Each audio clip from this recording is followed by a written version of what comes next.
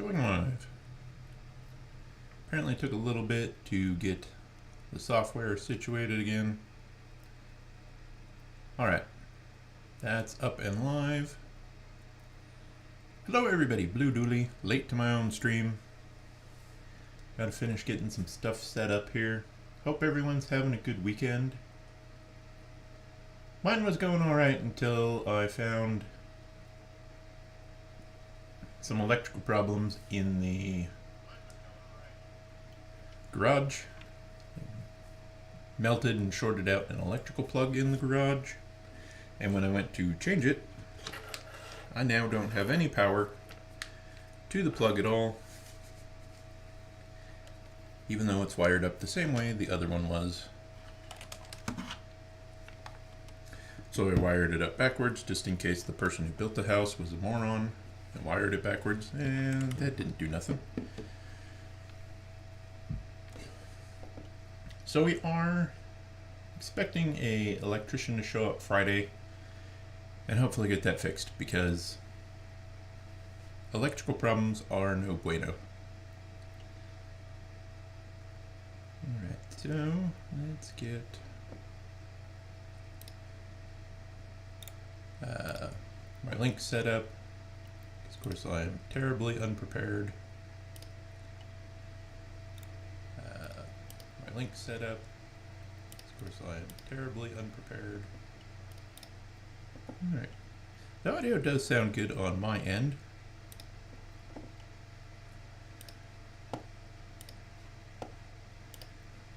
Get my Facebook link set up.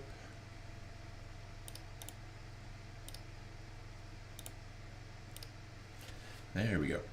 Now we're getting somewhere.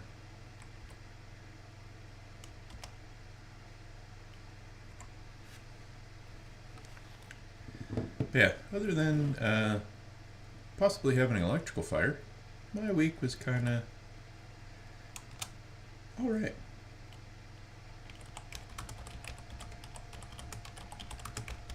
Work was pretty steady, nothing major there, so that was good.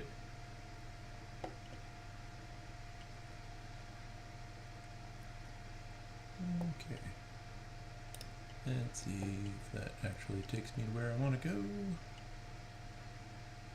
You'd think by now I'd have this figured out, but okay. That is working. So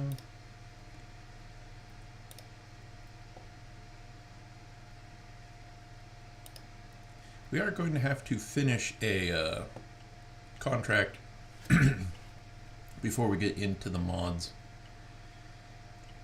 And up on the screen right now is the mod menu.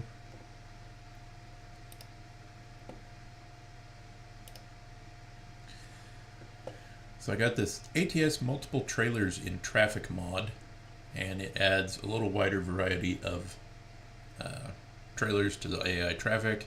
Smarties wheel pack is, there's a lot of cool wheels in here. We're going to be checking out Corby Manic steel flatbed, and I have the Freightliner Coronado active, but I'm not using it at the moment. Go ahead and exit the mod menu, jump into the game, and I'm hauling a big generator part, or a power substation part.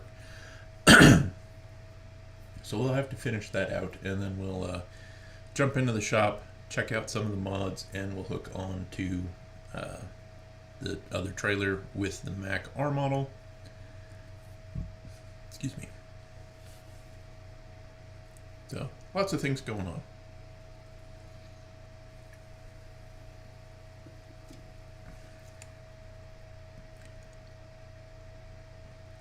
And these are actually on the truck right now. You can see those wheels from Smarties wheel pack. They are gorgeous. Go ahead and drive. Yeah, transformer part up to Washington. I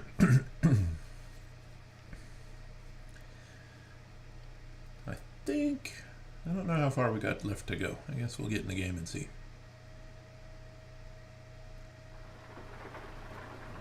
We're sitting at exit 362 in the middle of the interstate. Go ahead and get all of our lights on.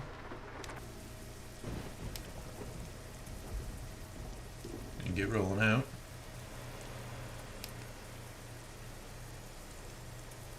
We got 13 hours left to go in-game. I suppose we should have the flashers on since we're slow in the middle of the highway. I did turn some graphic settings up a little bit.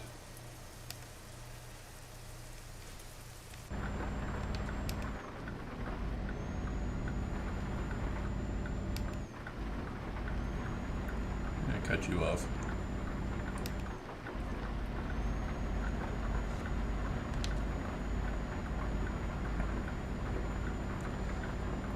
So yeah, yesterday was a little exciting when I went to figure out why my light over my workbench wasn't working.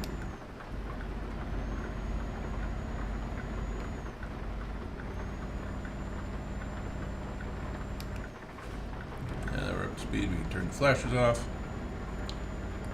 That's a pretty good lightning bolt. Oh, we're still in Utah. So we definitely got a little ways to go. For this haul, oh yeah, 12 hours.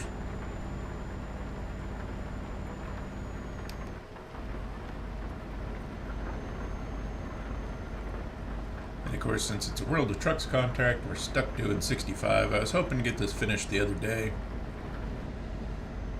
and that just didn't happen. Do have 12,000 miles on this truck now.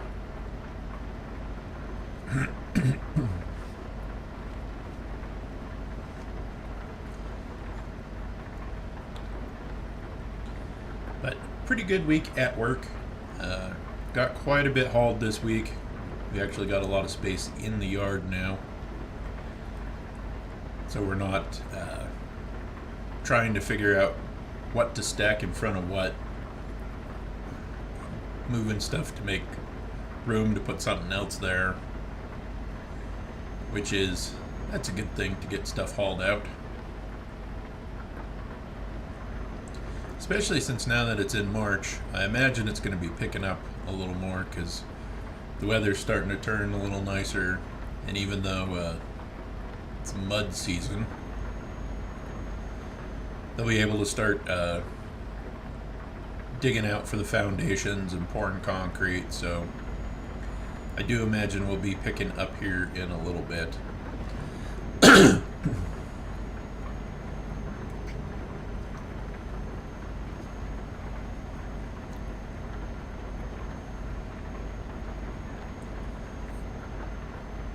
I've been emailing a guy about some transmission stuff for the full-size dually, and got a little conflicting info on it, so I'm gonna have to do a little more digging around.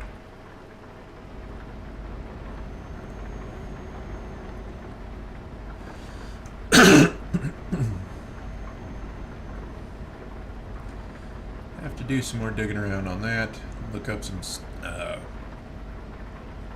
see what other people on the internet have to say about some parts. And then of course we got to mess with the house's electrical now, which I imagine will not be cheap.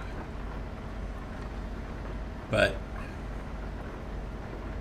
with electrical, especially housing electrical, you really kind of want to make sure you have that done right the first time.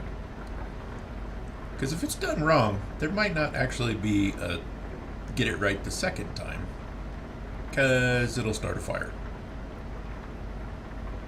You've seen my post on Instagram, that plug did get pretty well melted.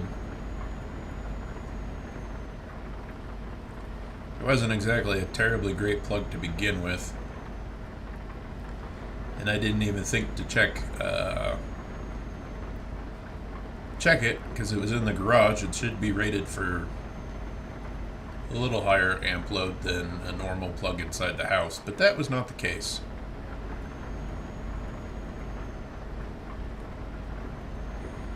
So I'm not sure if maybe the block heater in the truck, when I plugged it in, the plug was a little wet and arced across, and that damaged the plug, or if maybe it was the welder.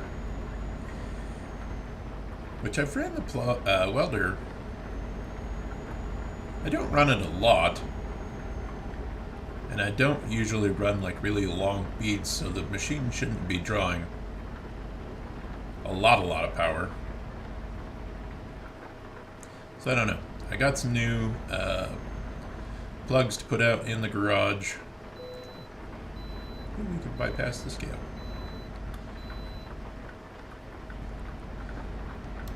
And unfortunately, I don't know how it passed code, but they didn't put ground fault protection plugs in the garage. Which, if it had those plugs, if anything shorted out, it should have tripped that plug, and I'd have known about it right away. But it didn't, so now of course I'm spending money to fix somebody else's laziness, which I think is the most aggravating thing in the world, is spending a lot of money to fix somebody else's problem because they didn't bother to do it right in the first place.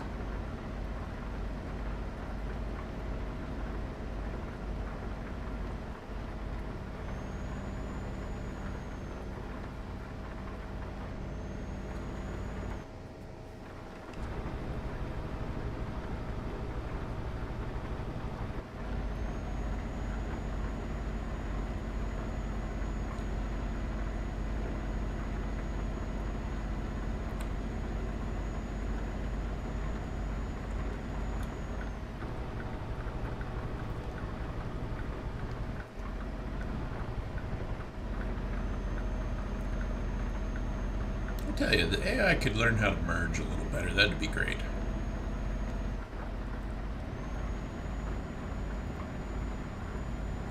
I think we're at 128, 130,000 pounds gross right now.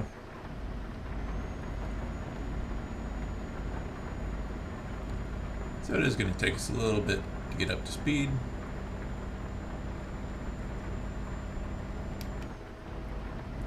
Since this is a World of Trucks contract, I really don't want to cancel it.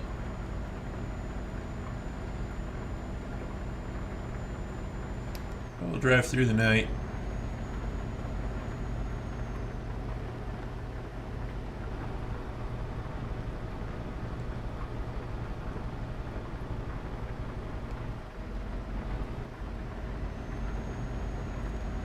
Must be one of them farm trucks that has been run into the ground a couple of times, so don't have no horsepower.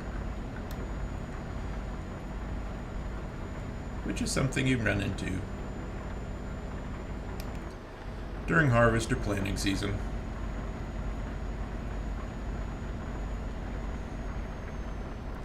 Not that all farmers have lousy equipment, but some of them, their trucks are getting old enough they really should think about spending the money to either replace them or give them a little more TLC so they'll run down the road better.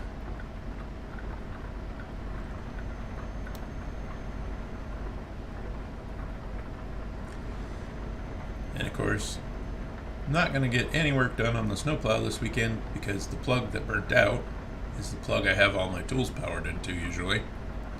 My drills, drill press, grinder, the welder. But I did, however, pick up parts for my water tank.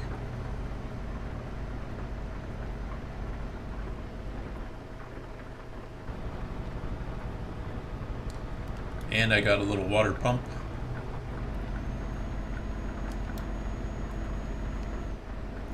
So my de-icer will come along here shortly.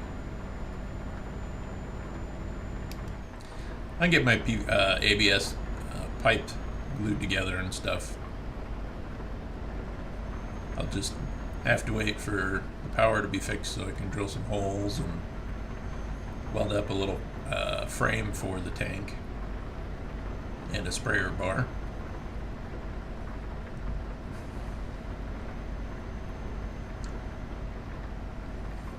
I had thought about jumping in Forza Horizon 5 for this live stream, but the high-speed racing kind of takes a little more concentration than ATS.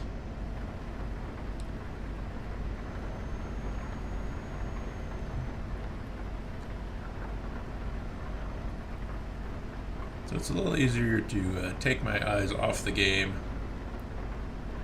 look at the camera, look at my phone, look at the live chat.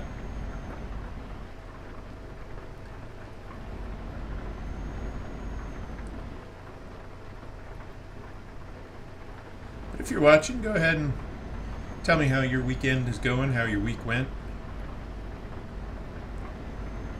That's kind of what we're here for, just kind of hanging out, driving in ATS and chatting.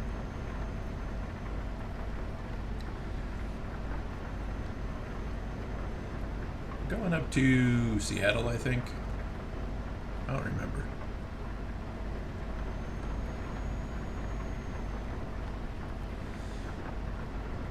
But I took next Friday off so I could go up to the Boise Hot Rod Show. And I'm hoping the wife can get Friday off so she can sit here for the electrician and I can get up early and run up to Boise for the Hot Rod Show. Try to beat the crowd, or get there when the doors open, so maybe it's not as crowded as it would be later in the day. Of course, they didn't have it one year because of the pandemic, and I didn't make it last year. I think I forgot about it, and then I realized, I wonder when that is, and I missed it.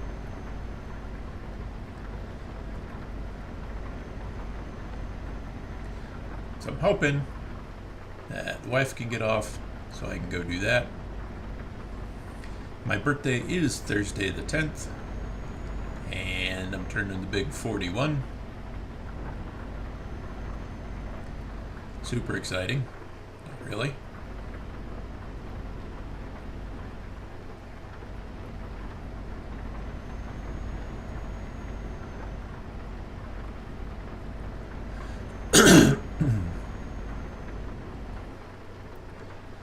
And of course, now that it's warmed up, my allergies are terrible again. Also, had to bring the truck in to get its annual inspection done at work. Both of the mechanics smoke like chimneys, so that didn't help my asthma at all and my allergies. I think the guy doing the "why are you stopping, you fucking idiot?" Too realistic sometimes.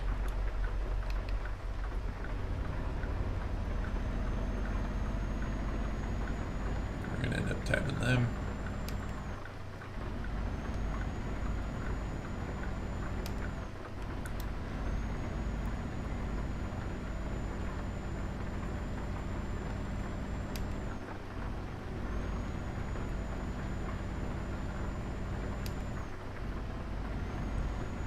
Yeah, I think the mechanic doing the grease in the truck probably had two smokes between the front bumper and the back end of the trailer.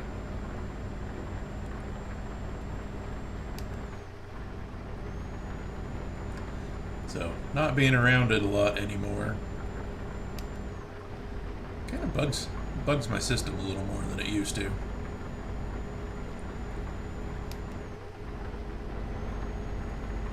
Rolling through Boise right now.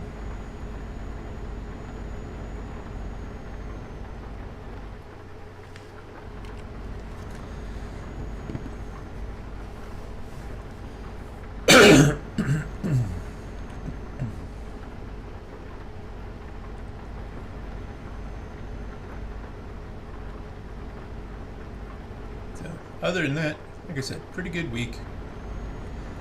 Already have Monday's first trip loaded up on the truck, some 60-foot long, 11-foot tall trusses for a pole barn. So those will go out first thing in the morning, because I believe I need to meet the contractor by 8:30 so he can tell me where he wants them.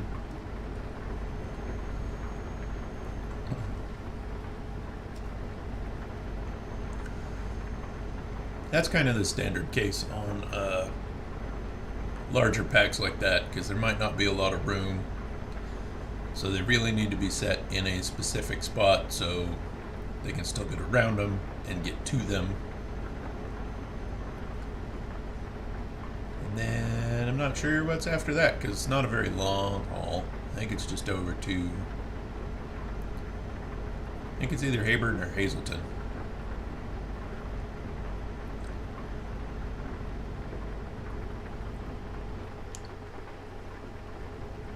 And I think that's pretty much it for noteworthy large packs.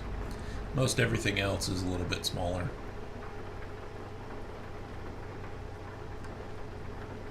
Shops tend to be pretty good sized, and of course big houses tend to have a lot of trusses with them. But the nice thing about barns and shops is, except for the gable on each end, they're all the same. So the guys can set up one jig and knock them out, even if they're long, fairly quickly. Because after a certain length, the gantry table, you can only put so much on the table. So after a certain length, you kind of combine both. Instead of having two jigs and two crews, you have one big crew. One set will do one half of the truss and the other guys will do the other half. So it actually, those big trusses like that, they can knock out actually pretty quickly, just because there's so many guys on it, and they don't have to change the jig as often because the trusses step down or the pitches change or their length changes because it's a different part of the house.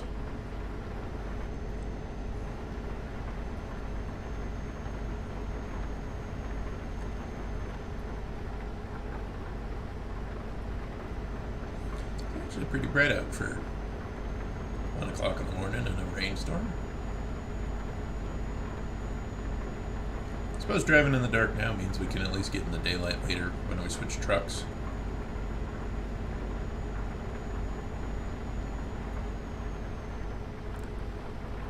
Let's see here. I'm going to pause a second.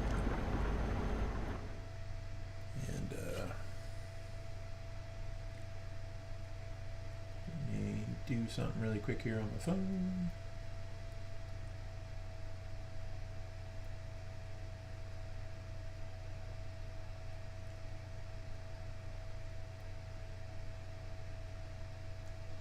If my big fingers will type right.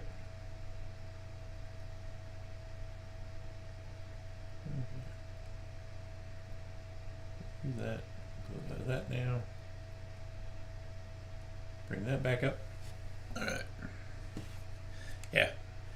Out of time from Denver to Spokane, because World of Trucks, you only get so much time to complete them, and then they refresh. And of course, if you don't complete them and you run out of hours, they're late.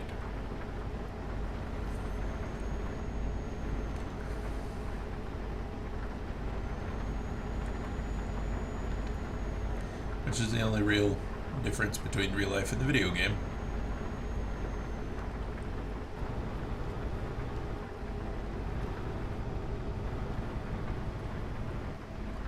Gift card.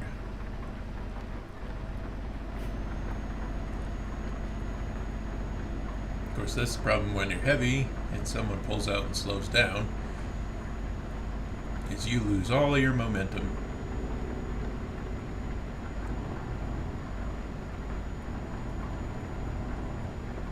If you haven't noticed or checked out the channel a little bit, I put up my final thoughts on the Next Base 222 dash cam. I am pretty happy with that camera. So if you're looking for a dash cam, you might check out my 2 videos on it, my first impression and my final thoughts. For the price, I actually think it's a pretty good deal.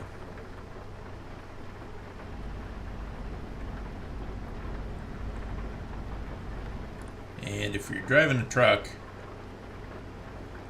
and you're not running a dash cam, man,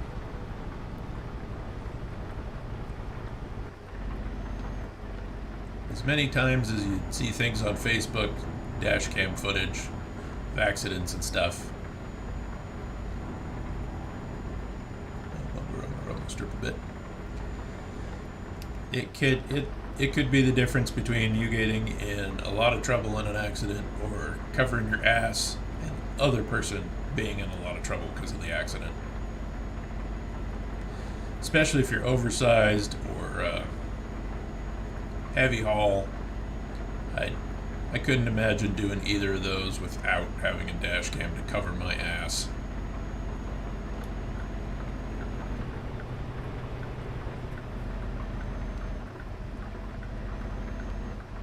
See, we bogged down again.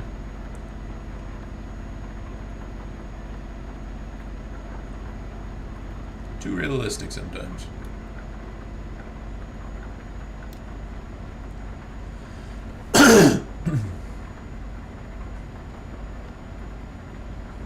I mean, even if you're a delivery driver for pizzas or UPS, Uber, anything like that, you really should consider getting a dash cam just to cover your ass. And in the case of like an Uber or something, or taxi or ride sharing, if you have the dash cam record audio, that doubly covers your ass. So in case the passenger just decides to screw you over, you can have video proof that you didn't do what they claim you did. And it's kind of sad that you have to do stuff like that. But man, the camera only has to prove your innocence once, and it's paid for itself hundreds or thousands of times over. You figure a big truck wreck could cost you hundreds of thousands of dollars.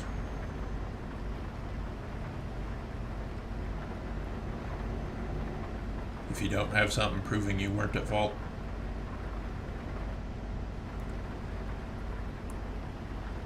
And if you're my age or older, you might remember back, what was it, early 90s, late 80s, there were those insurance scams where they'd get a carload of people, get in front of a truck, they'd have a carload of people next to the truck so it couldn't switch lanes, and the car in front of the truck would slam on the brakes, causing an accident, and then suing the truck driver and the company. Oops. Wrong button. Meant to hit my horn and shut the engine off.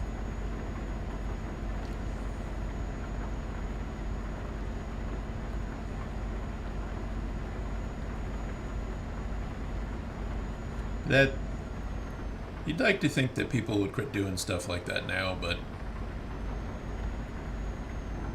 you just never know.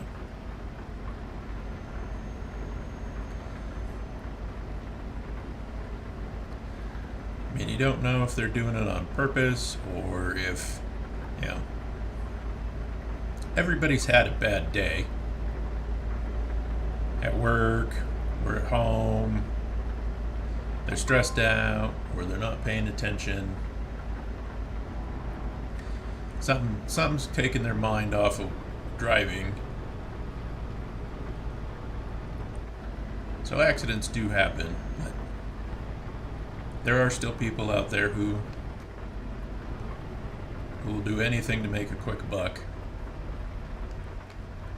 Okay, it's 55 around the corner, not 30. Jeez. You guys are killing me today.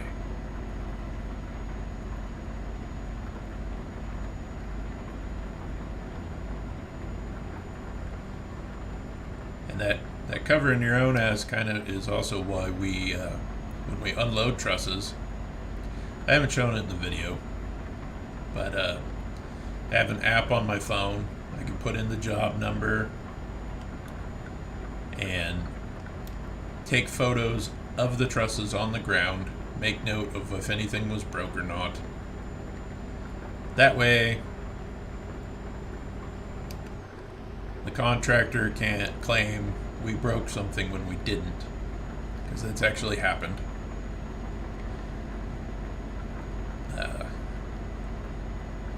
Not recently, but one of the guys dropped a load off, and the contractor's like, oh, your driver did this, that, and the other thing, and they went to look out at it at the job, and the trusses had been ran over.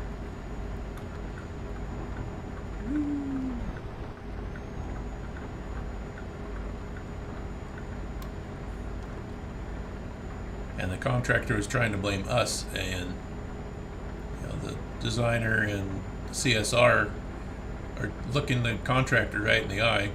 He's claiming a truck ran it over, and the tire marks on the trusses were from a great all off-road forklift. And the guy kept insisting, even though they could stand there and go, look, those aren't truck tire marks.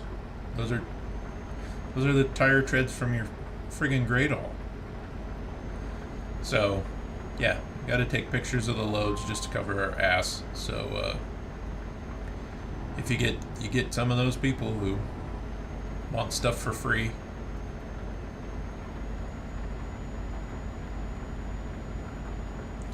and that's really just a shame.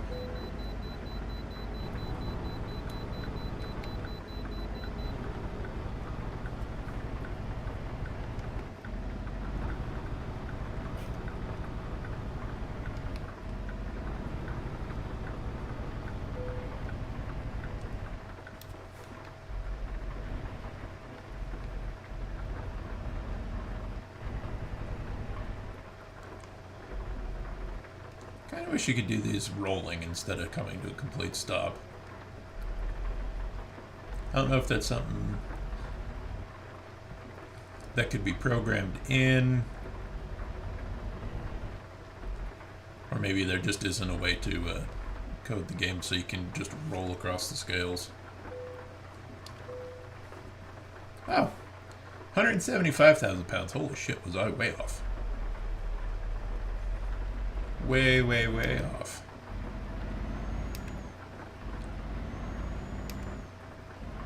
I think I was trying to finish this late Friday night, so.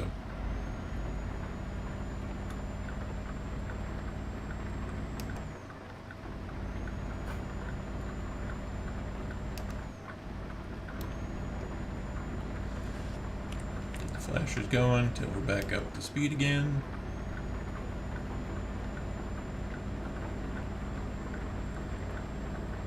That's more of a courtesy thing. I don't think there's actually a law saying you have to do it.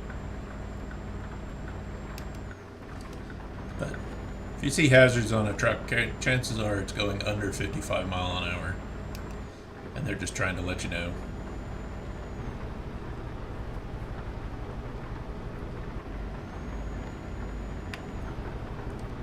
I forgot how tight this was through here.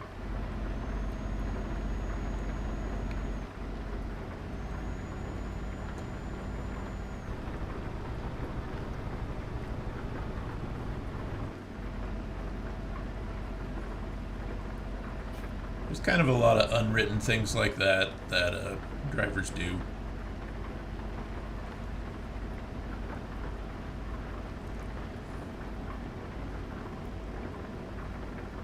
And that's also kind of disappointing that things like the move over laws have to be law.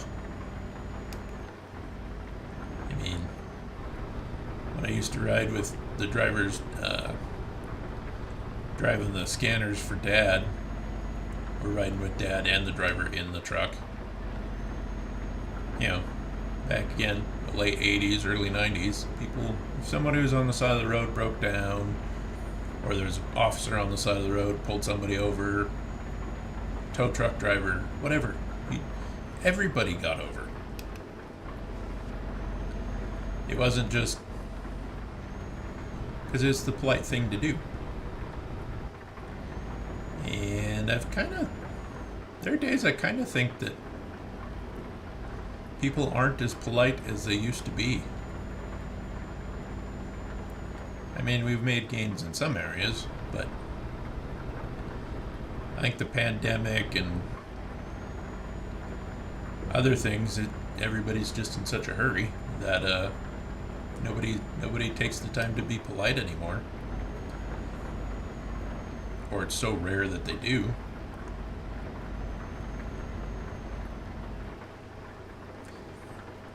That's actually how one of the drivers Dad worked with,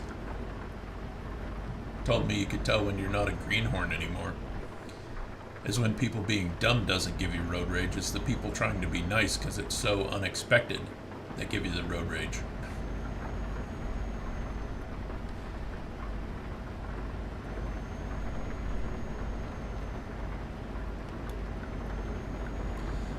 Like you'll be coming up on somebody a little faster than like that. And I've had people back off to let me out, and that's really nice of them, but it's so unexpected, and depending on how far back they are, it's hard to tell how close they are to the trailer sometimes. So it's like you get mad at them because, like, hurry up and pass. I don't expect people to be polite anymore. I expect them to cut me off. So when that doesn't happen, it throws you off quite a bit.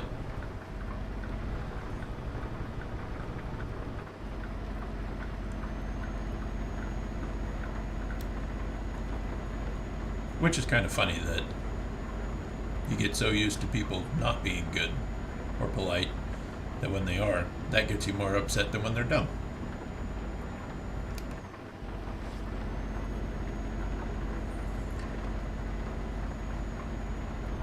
63 here.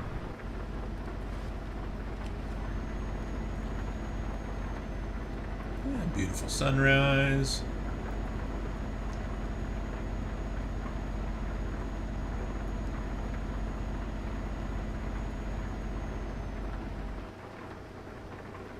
I've said it many times, but this is a very pretty game.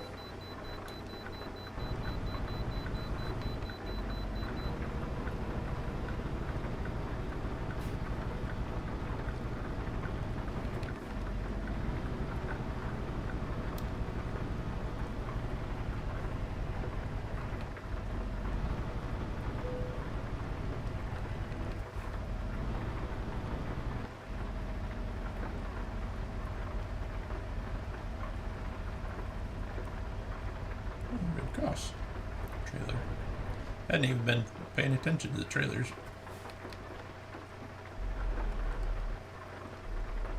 To see if we were getting more of them.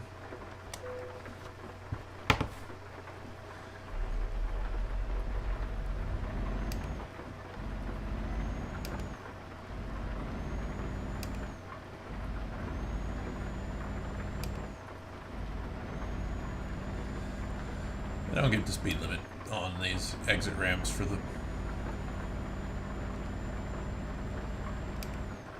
I mean, they tell you to slow down to about 20 or 30 until you get closer to the scale.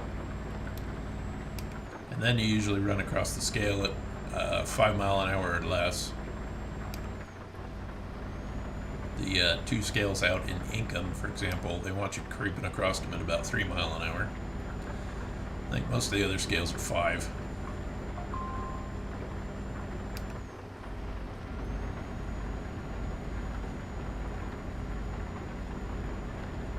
Probably depends on the scale, where it's at.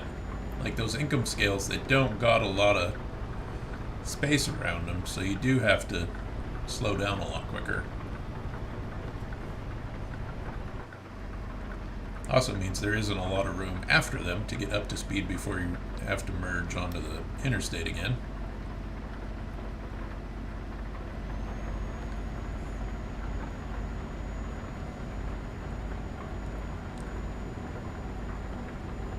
And some of that you don't see in the game just because of the way it's scaled. The map scaled, I should say.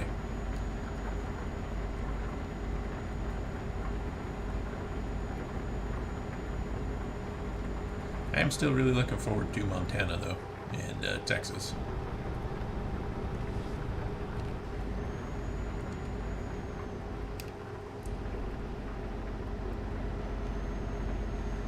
Turned out to be a pretty day in-game so far.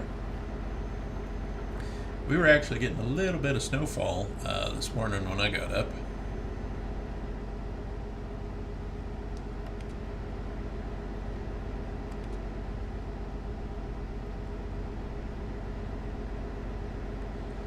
Had been really nice towards the last part of last week, and this next week it's supposed to start off cold. Chance of rain and snow.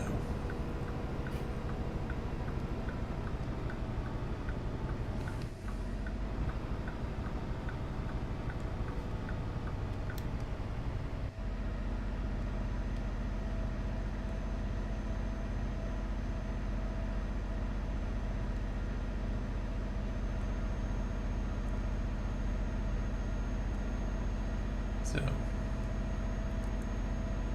but it is that time of year, and we, well, I'm coming over.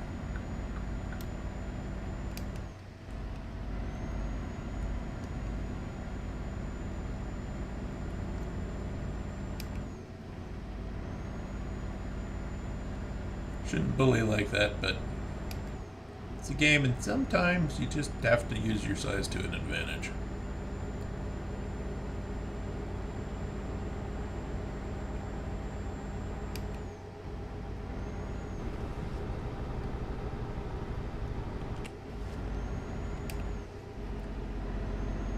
Hopefully we can skip this one. Yep.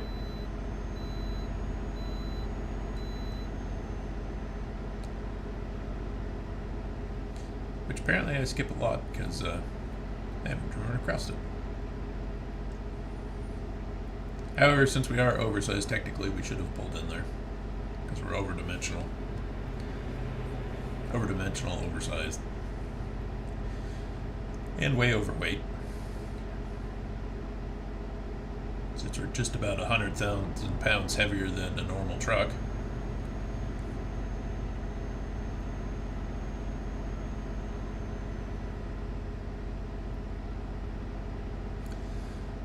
Now that the rain's cleared up.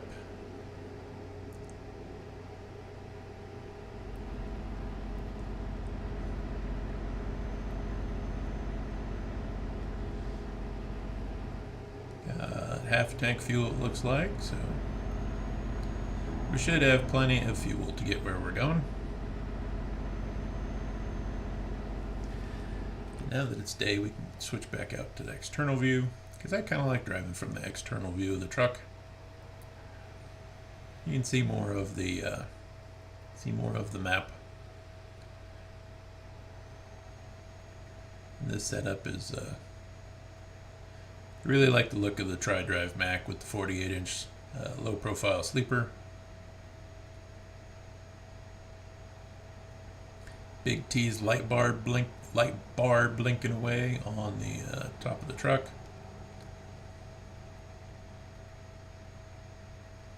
Terrible load securement on the transformer.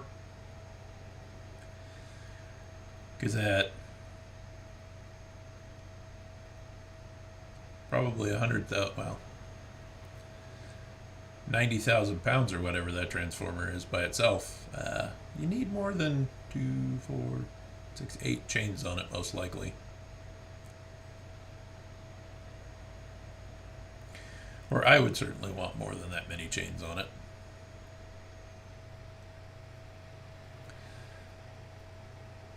Because I'm of the opinion you can never have too much load securement.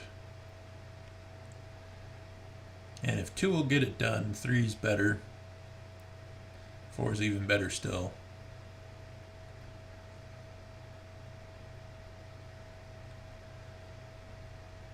In fact, the other driver occasionally gets mad at me when I load his truck because I throw more straps over his load than he does.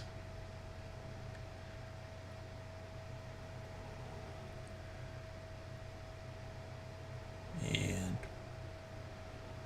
that kind of makes me want to throw an extra strap or two every time, just cause. Well, you bitched about it, so now I'm going to have to throw an extra strap or two, just cause. But at the same token, when he loads my truck, he puts on about the same number of straps I do. And he asked me why I did it. I said, well, because I don't want you to come back and yell at me for not having it tied to your truck right.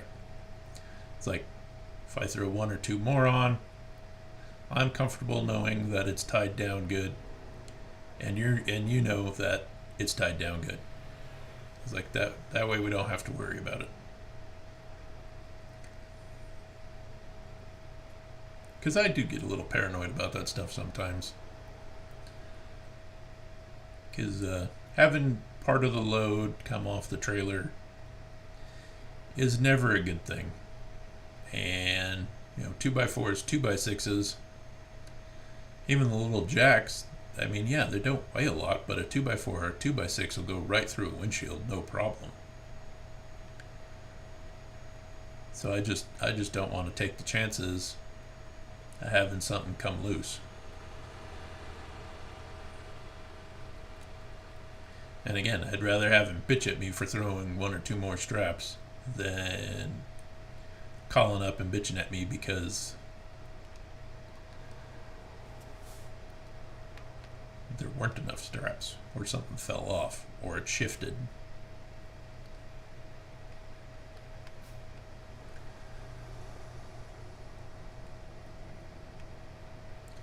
And I've always kind of done that. No matter what kind of truck I was driving. If I knew somebody else was going to be driving it the next day, I'd make sure to throw away all my trash, tidy the cab up a little bit, and make sure anything they might need is easy to find.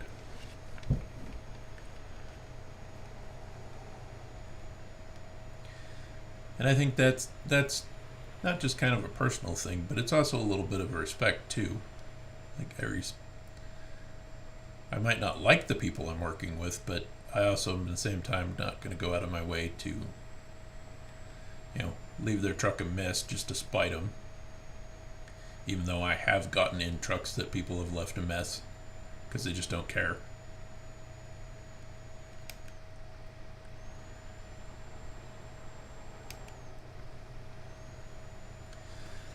In fact, one of the drivers I used to work with at a trash company, you hated getting in a truck after he drove it because it'd just be a pigsty. He was also short and chewed, so he couldn't lean out the window far enough to spit over the door. So you'd get in the truck and the outside skin of the door and part of the inside's covered in chew spit, which is just fucking disgusting. And shows a complete and utter lack of respect for the people you're working with.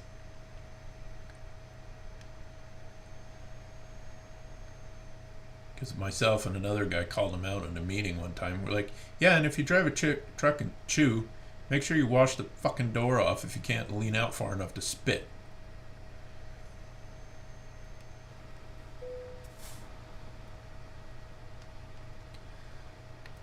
I've worked with guys who'd spit their sunflower seeds on the floor of the truck and never sweep it out. And that's just a complete lack of respect for anybody you work with, the company you work for. I mean, yeah, it's garbage and it's not glamorous, but you can still have pride in doing a good job and keeping the truck in decent shape.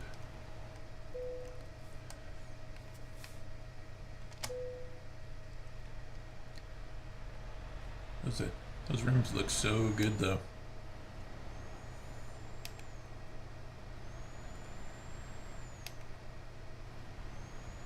There's also some different tire treads for the rims we'll check out here, as opposed to just the default.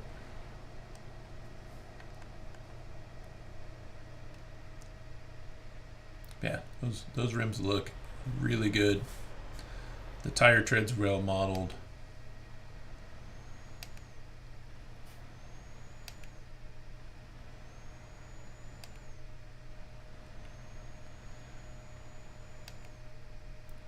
And mods definitely make the game even better.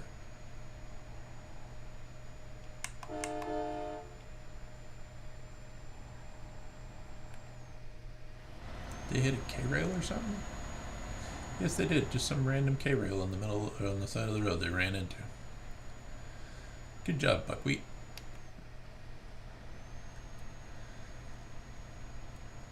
So yeah, myself and I know the other two drivers I work with now. Again, if we know somebody else is going to be driving our truck, we make sure to throw the trash away. You know, tidy it up a bit so when they get in it, they're not sitting there going, God, this person's a friggin' pig. That's another turn. That's just a weird pulley over.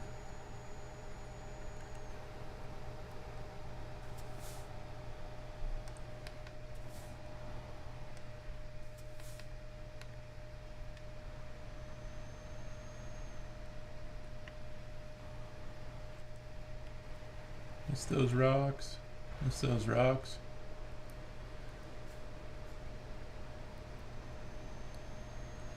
Probably should have dropped down another gear.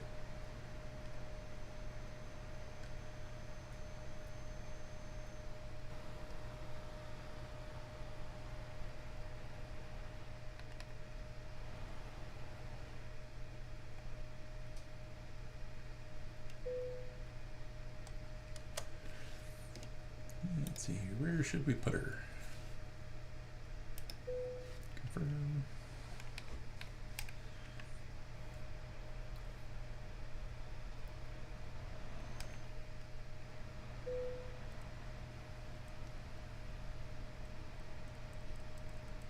You all right there, bud?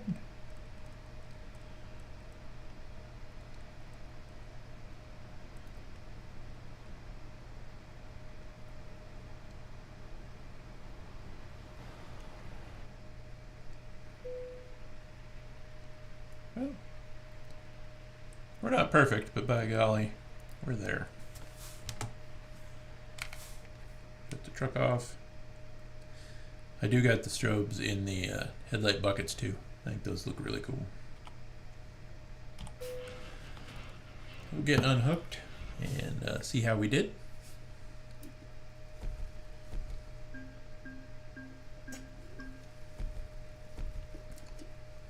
Ooh, that late penalty.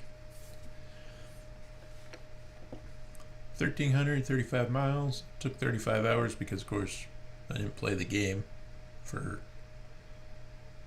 all of yesterday. So let's go quick travel. Let's see here. I left that Mac at the Idaho Falls.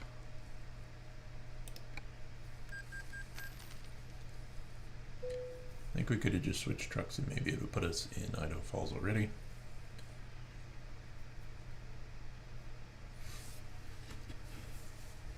That's a really good shot. That's the other thing I like about the World of Trucks contracts and stuff is you can see other people's photos. Oops. Actually, we're at the shop, so let's go ahead and we'll check out the wheels and tires.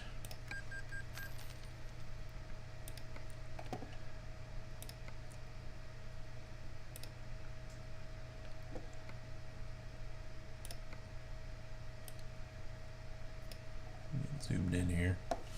Those are really well modeled. We got the Alcoa 22.5 by 1225's chrome. There's a polished. There's a different polished. There's the old logo. Accuride, 5-hole steely chromed.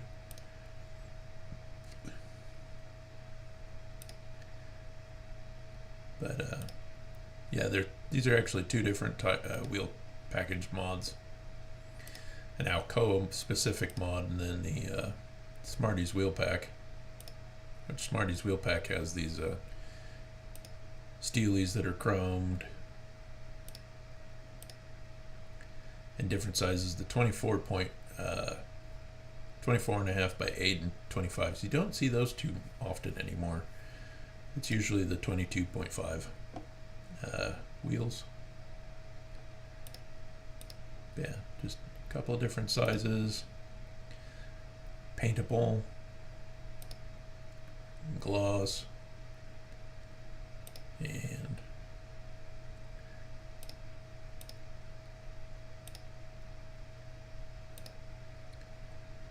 of course you got the all kinds of just different wheels to choose from. Oops. Gotta go back to what I had on.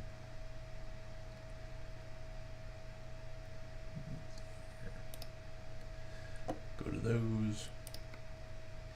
And lots of different tire options come with that mod.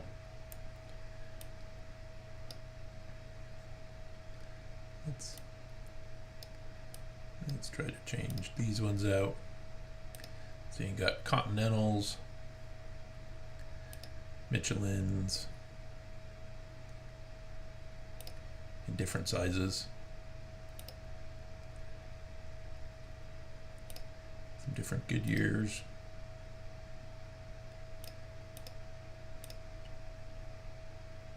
A little more aggressive tread and a little more highway tread. That those almost look like steer tires or trailer tires. We're actually running these on our truck, the XD N2s. And then of course you got the in-game versions of the tires. We're running the Works, Michelin X Works. So there is that. To leave. Yeah, we don't want to change anything.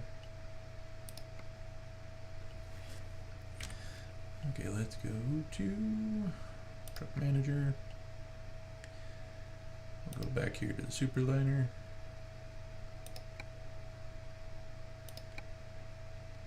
I changed it to the shorter wheelbase.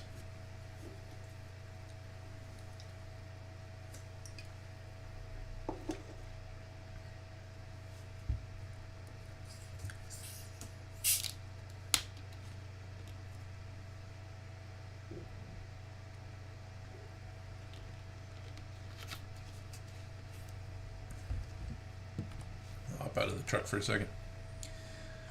I shortened the wheelbase and my axles came back. So I'm running black 5-hole steelies on the truck, including the front end wides. I just really like the look. So we'll get this in the shop. We'll hook up to the trailer. This thing just sounds really good too.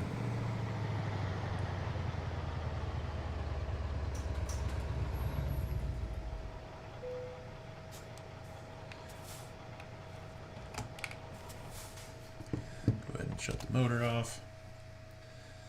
Alright, trailer manager.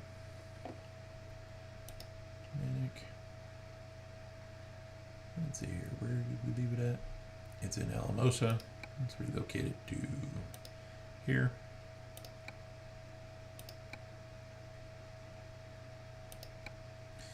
And let's go ahead and hook onto her.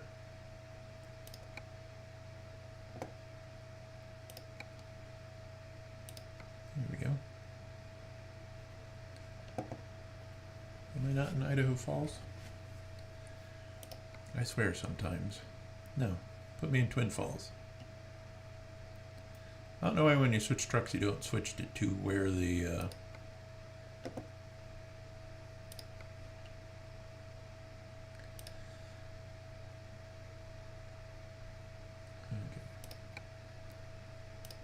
Yes, we'll store it in the garage.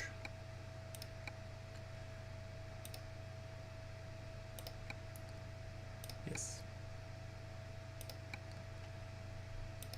Use it.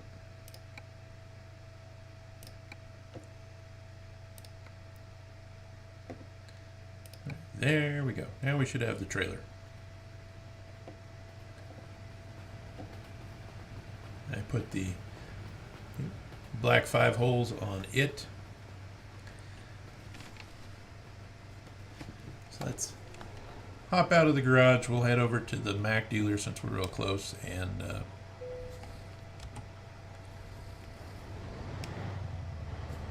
check out the trailer customization.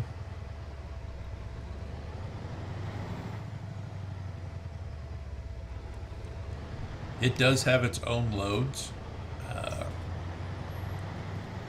It's just a really nice looking mod. The couple of loads I've hauled with it look pretty nice.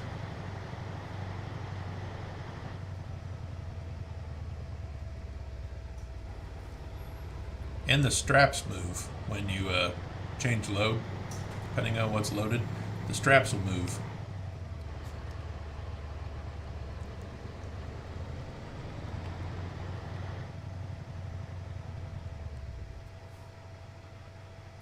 There isn't a ton of customization on it, but paint, wheels, tires. You can have a spread axle or tandems. Got his custom mud flappies on there. The airbags and stuff are real well modeled. Come on, light. There we go.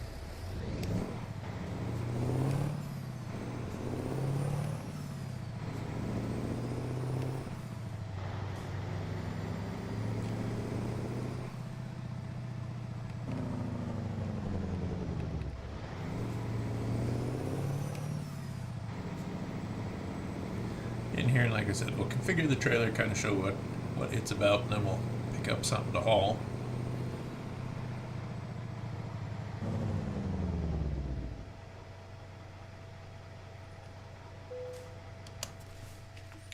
Customize trailer configuration.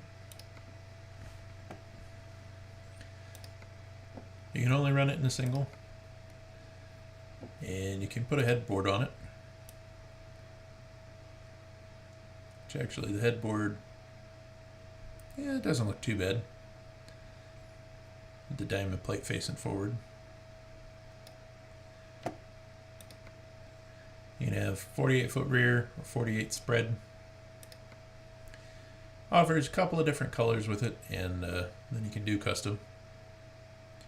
I think I actually wanted it darker so it match the truck a little better. Come on, accessories. So lights, you pretty much only got standard lights, and then you can change your wheels, which the wheel pack, those wheel mods I showed apply to this trailer. And I think the mod said the loads change depending on if you have a header board or not. So let's leave the header board on it. Since the truck doesn't have a cab protector.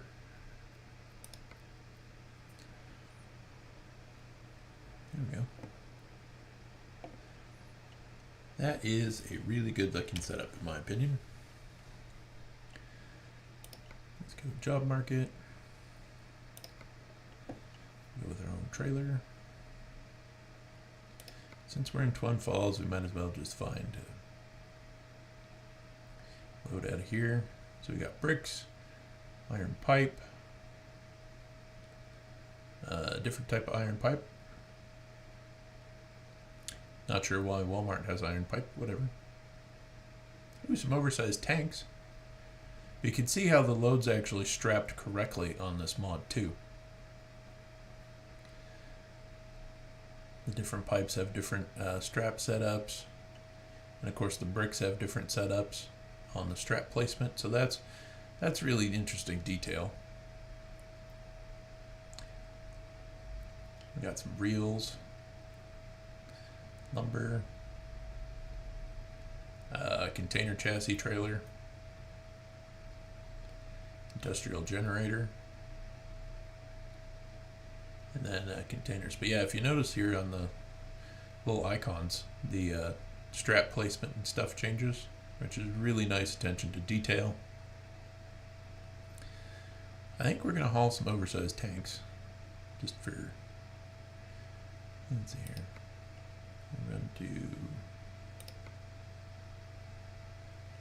run down to Ogden, or hey, let's go to St. George. Hadn't been there in a while.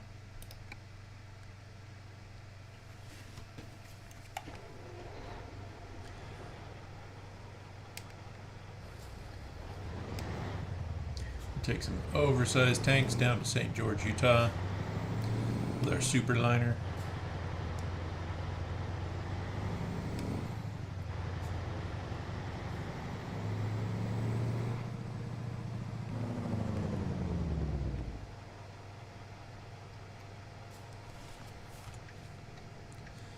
I do really like this mod. This super liner is really cool.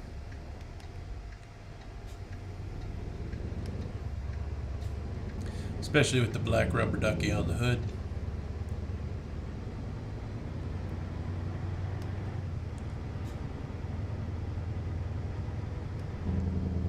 Some air conditioners, looks like.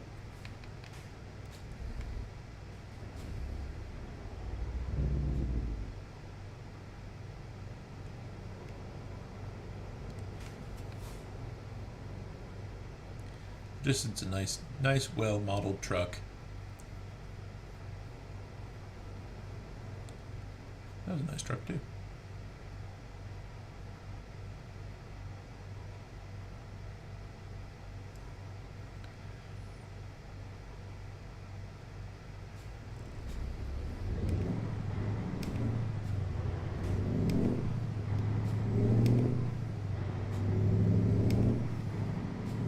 This truck's got 680 horsepower in it, so it scoots along pretty good.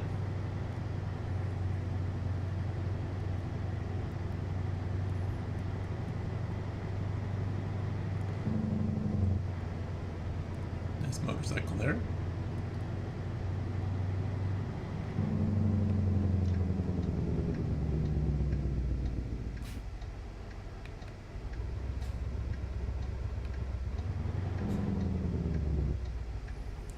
Let's see if we'll make the light or not. Probably not, because the lights in this game are really short. Which actually in Twin Falls the lights are kind of short too. So that's fairly accurate, I suppose.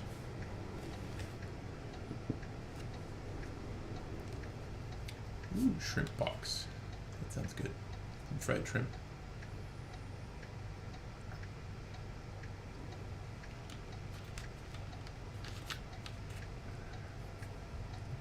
I wonder if that's a Popeye's ad.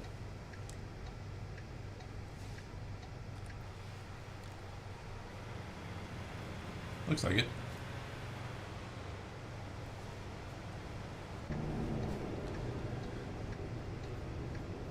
Heavier traffic's causing a little bit of a hitch.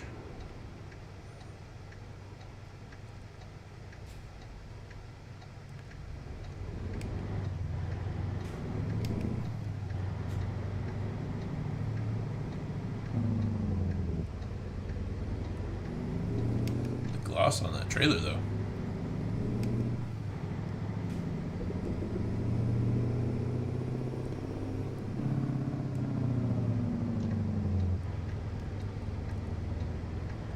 Reflections of the clouds, and it's just a really good game.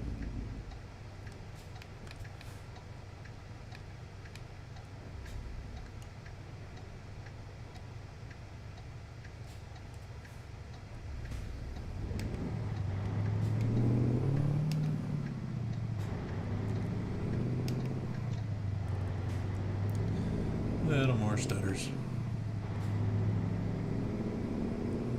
A few more stutters.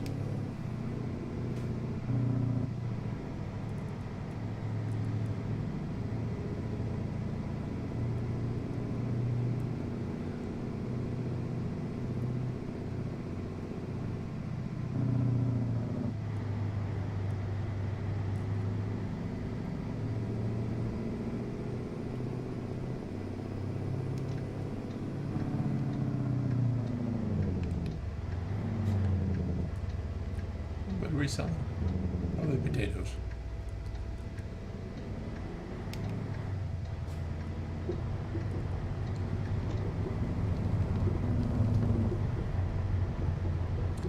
But I don't think the game liked me switching trucks.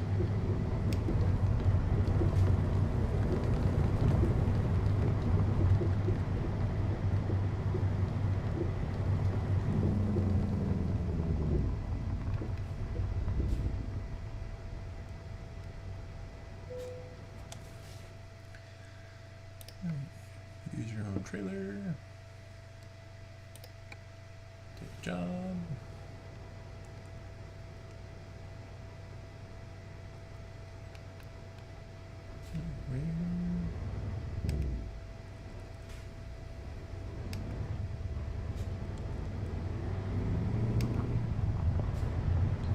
Probably coming at this the wrong way. Maybe not. Yep, coming in it the right way.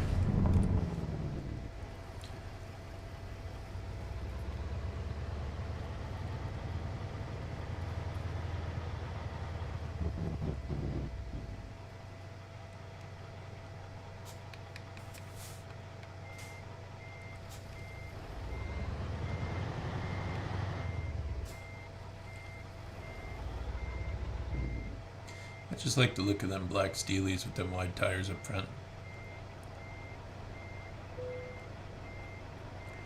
It is such a really good looking mod.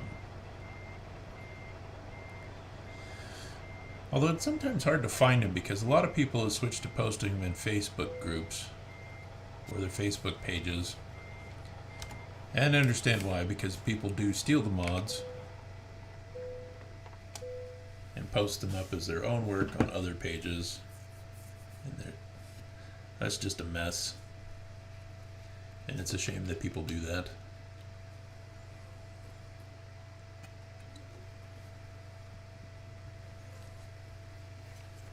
Those are some nice looking tanks though. Yeah, you can see the straps moved from all of them there in the center to up around each tank.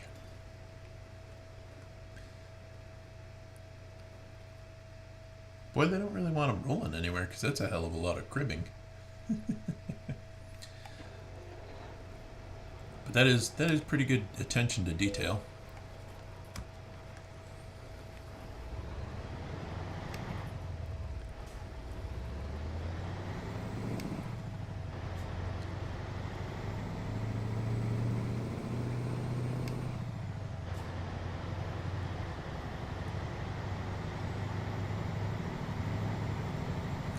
I also like this game because it's a good way to waste time and relax. You get in a more intense racing game or shooters.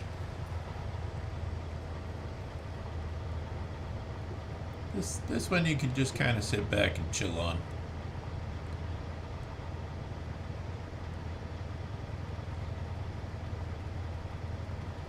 Should probably have some oversized load signs on this, but I don't.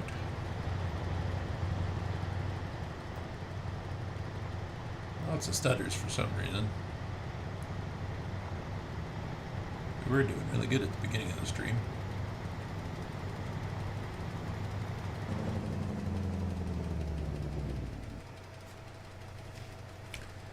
Let's see here. Where does it want me to go? Come on, mouse. Yeah, boy, it really doesn't like something.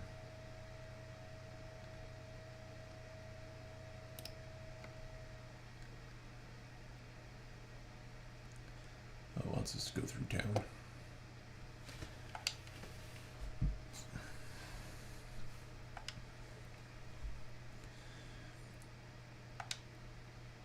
Yeah.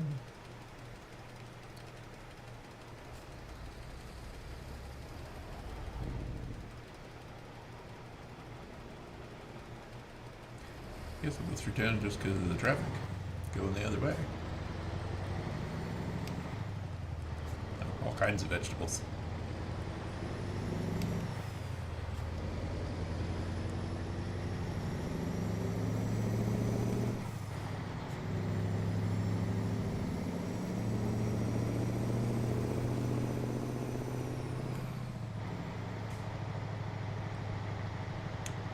Hostess.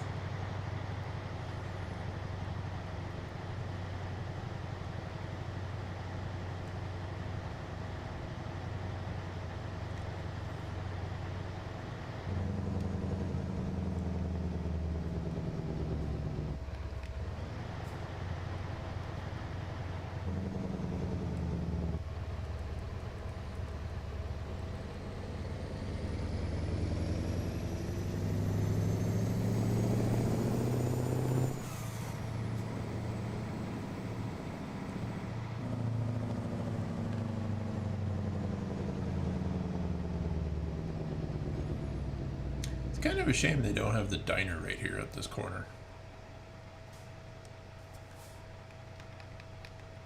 The Depot Grill is actually right where that building there is supposed to be. That gas station's actually a Maverick.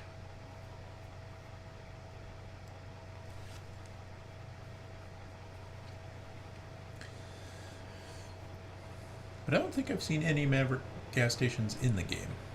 So, might be...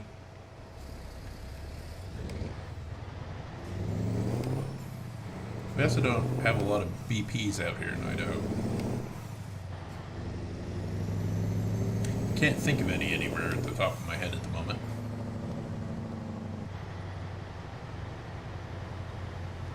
However, that church is there, right next to the park. I'm not sure why there's a house in the park.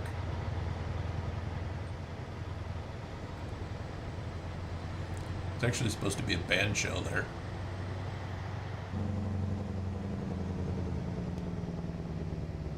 That church is there. The jail and the courthouse are right there.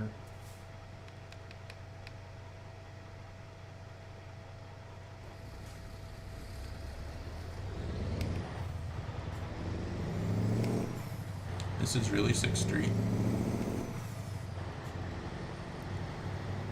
I don't know what they're doing, but they're getting down.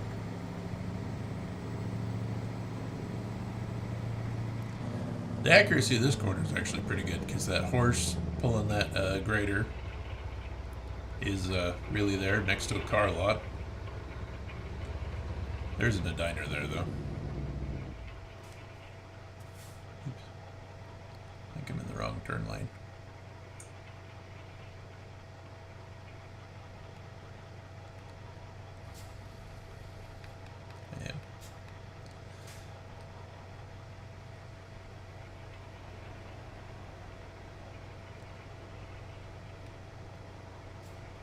Oops. Pay more attention to the scenery than where I was going.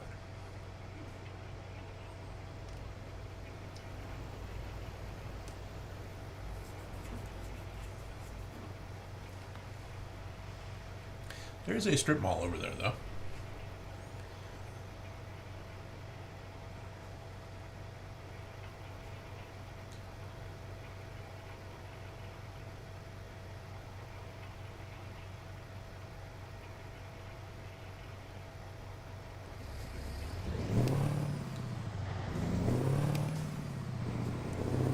Should add a red light.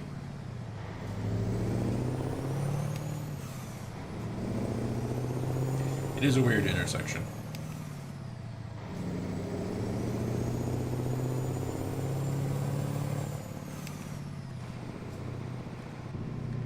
We have a little less stuttering in the truck. Home Depot's in the wrong spot. That should be a Lowe's.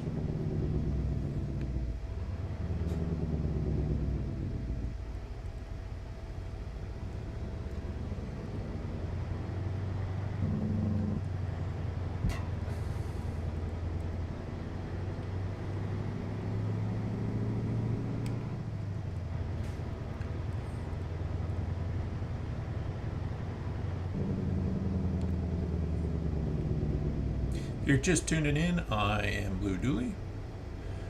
We're just cruising around in ATS, just hanging out. We just got into a modded superliner by Dialing Woo, and we're pulling a mod trailer. Got some mod wheels on the truck.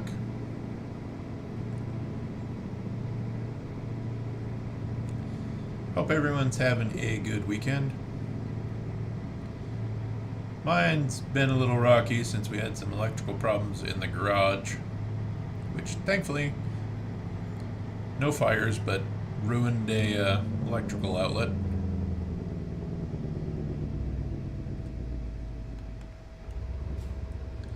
That dude just loves sitting on that bench.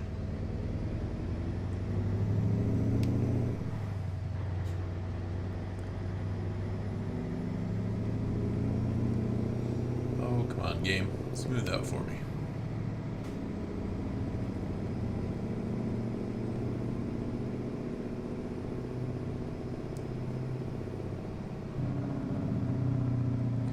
People paragliding. They do actually base jump off the bridge. Pretty much any day the weather is nice. Chances are pretty good you'll see someone base jumping.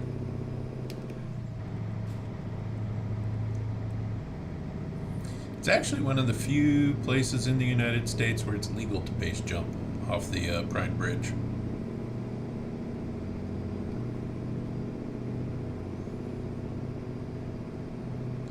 I guess they figured tourism, it's worth allowing them to do it because people probably do it anyways.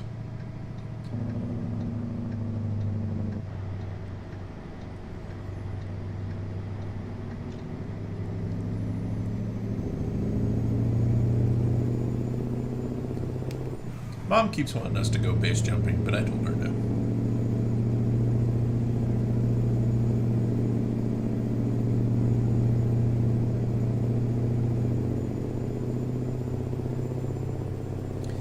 Because base jumping or skydiving are definitely one of those things that if you don't succeed, you probably shouldn't try it.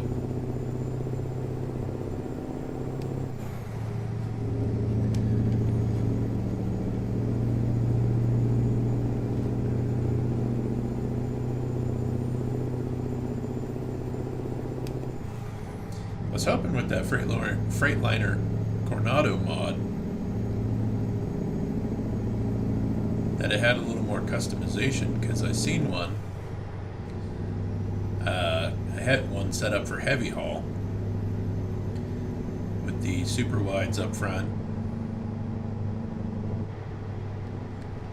and a set of low profile tandems on its lift axle. Kind of a neat blue, light blue color, and really a nice looking setup. I've actually seen him hauling wind turbine parts a couple of times. You jump over to my Instagram page, you'll actually see a picture of it. And interestingly enough, the company name is ATS. But I never got close enough to actually see what it stands for. Might be American Transport Systems, but I'm not 100% sure.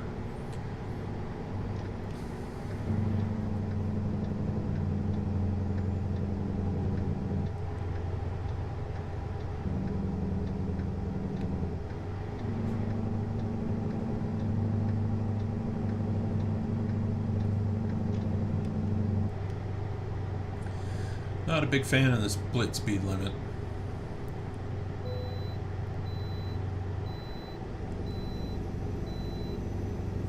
I think you'd actually have less traffic incidences if everybody was doing the same speed.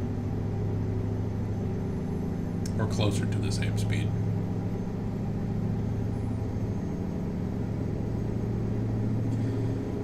Because you get those trucks that are governed under 65, like 62, 63.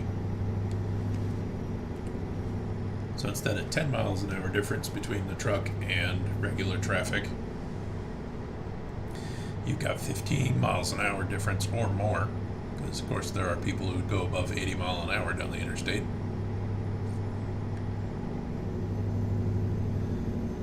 So that 20 mile an hour speed difference, you come up on another vehicle real fast.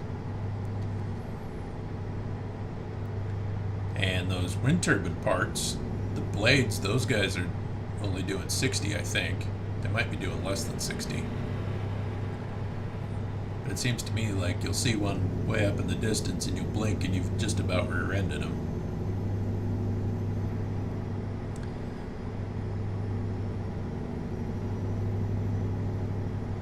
And I think if more vehicles were doing closer to the same speed limit, you wouldn't end up with long lines of vehicles behind two trucks passing at 2 mile an hour difference. Or you wouldn't be coming up on two trucks passing each other at 2 mile an hour difference as fast as you do with the split speed limit.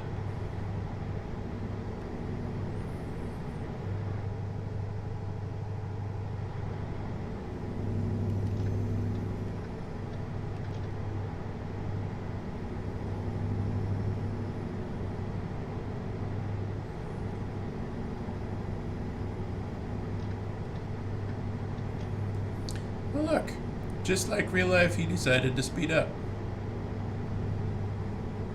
Or she.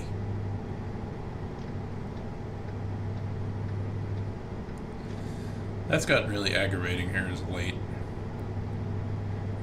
I run with my cruise control on. And I don't know what it is about the last couple of months, but I swear, I'll be cruising along, 70 mile an hour, pull out in the left lane just to pass someone, and about the time the front bumper of the truck gets even with their door, they wake up and speed up. It's semi-trucks, it's people in cars. It'll happen 5 or 6 times a day. I'll just be tooling along in my cruise control, listening to the radio, get in the left lane to pass someone, they speed up.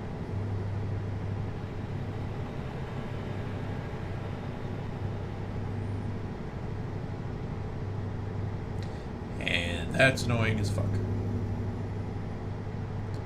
If you can't maintain your speed, don't drive. Also, cruise control. It's been around since the 80s. Pretty much everything should have cruise control standard now.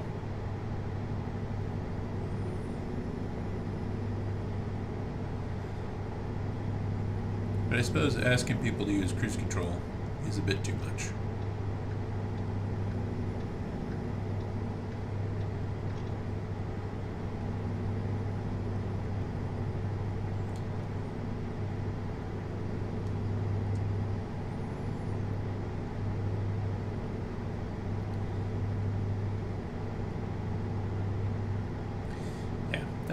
That's one of them aggravating things.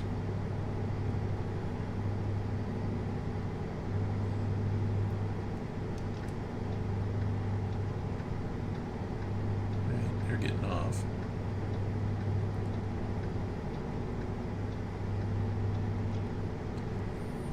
Because I've caught some people, like, a couple of times.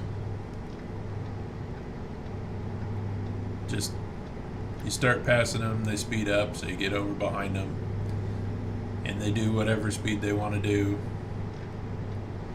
And then a couple miles later, you catch back up, go to pass them, and they speed up again. If you're in a truck the third time, I'll get on the radio and yell at you. Because that's just bullshit if you can't maintain speed.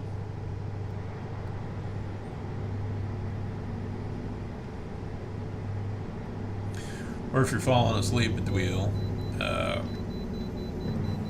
pull over and take a nap.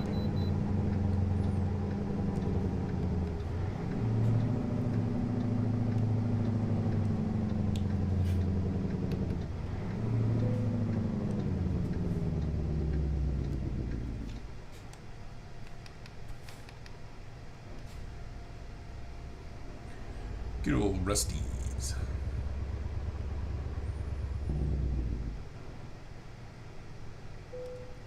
I'm actually kind of surprised nobody's made the Mac from Cars yet. I mean, the trailer skin, yeah, but I've never seen anyone set up a superliner to look like the Mac from Cars. Of course, the Kenworth cab over the K100, if you paint it red and white, you can get BJ and the Bear.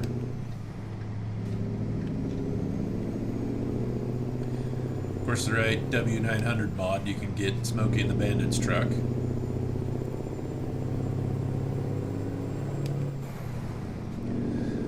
There wasn't really nothing fancy or noteworthy about the Peterbilt and Black Dog. It's just a black Peterbilt. And I thought I saw someone was working on a GMC General, which would be cool because then you can do the truck from Knight Rider. Because it was an 82 or an 83 GMC General. That'd be a neat truck to get in the game. We're really stuttery down here in Utah.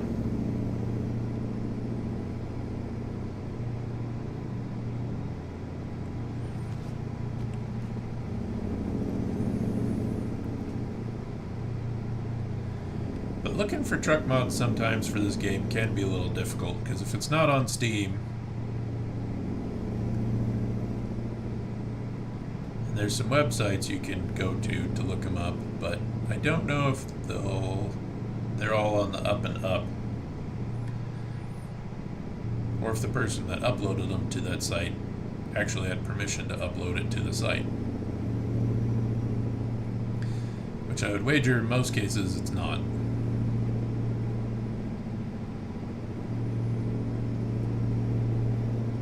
But I would definitely like a GMC General.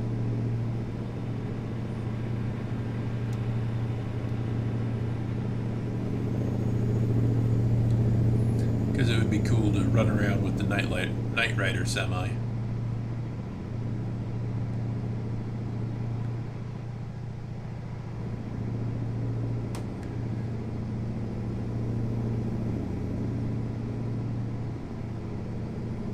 Knight Rider is one of those TV shows I watched a lot as a kid.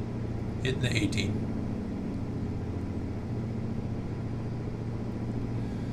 Really stuttering down here. Guess I should probably turn my graphics back down to low.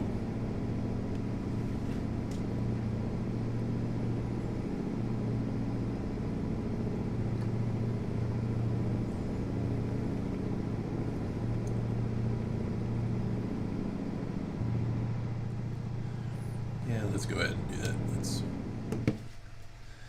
Let's switch our graphics.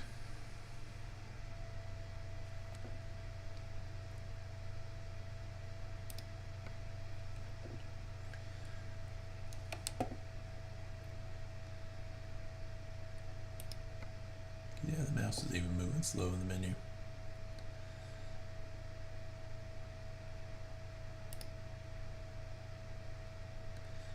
Take this back down to 50. This will take the weather back down to low. Texture quality back down to low.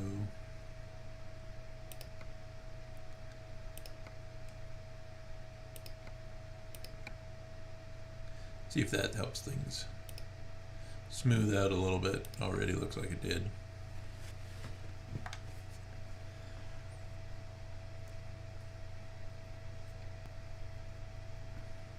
Yeah, that's what happens when you don't have a super awesome graphics card.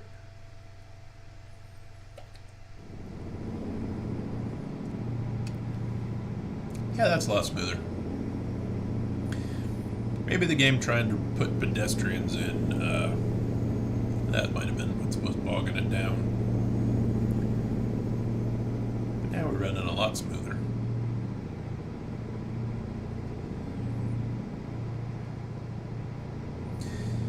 Yeah, absolutely beautiful Sunday in Utah.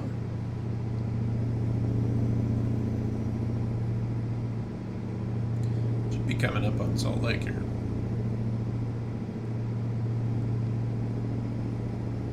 Unless all the hitching was in Salt Lake. Not too sure.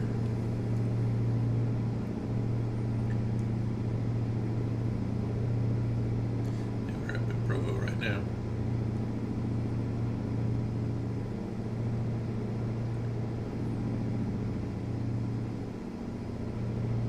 You can't turn around and look out the rear window. Oh well. Not going to see much with that header board in the way anyways.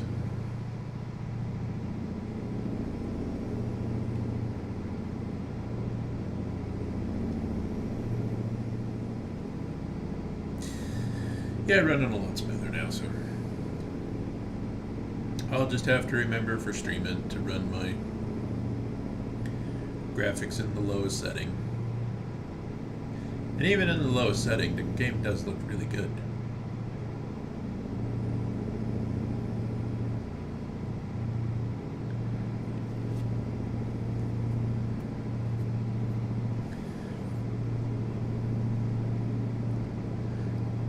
Afternoon mountain time where I'm at.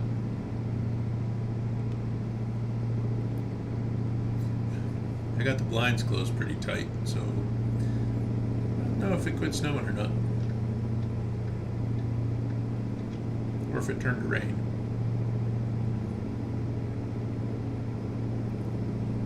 That is kind of one of the downsides I don't like about March, is it's getting to the point where, well, we get a fair amount of rain in March and April. So that just turns everything into a muddy, mucky mess. And we're lucky in most places that we don't have to shovel the tires off or clean the tires off before we pull out of the job site. But I know the guys over in Boise and some of the subdivisions up there in Ada County, they have to clean the tires off and clean up any mud they get on the road before they can leave.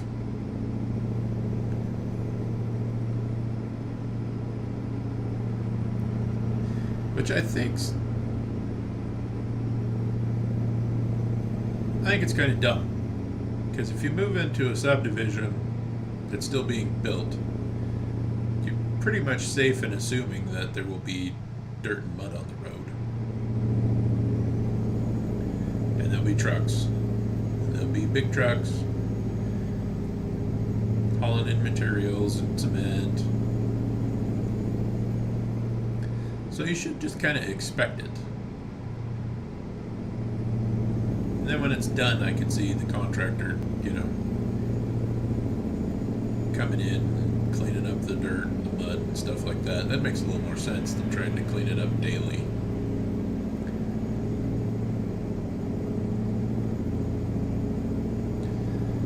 As that takes a lot of time. Don't need to stop for fuel.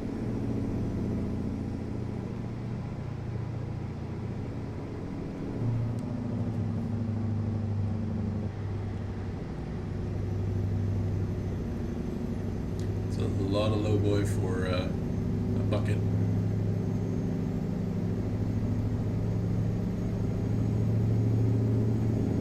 Yeah, I forgot in Utah we can do 80.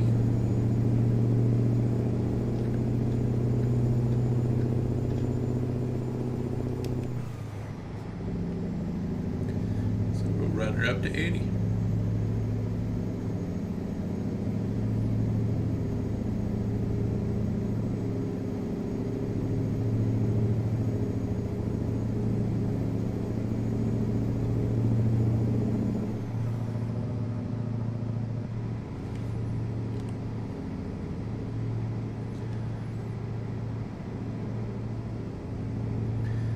Pretty well geared for 80 here at the moment, a little over, right around 1700 RPM.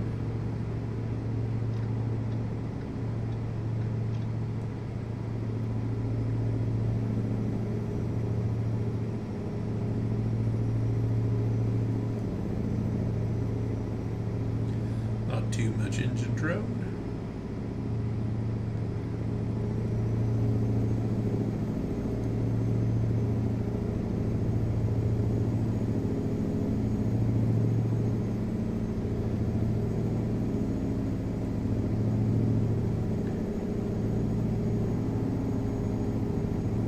A little bit on the run strippy there.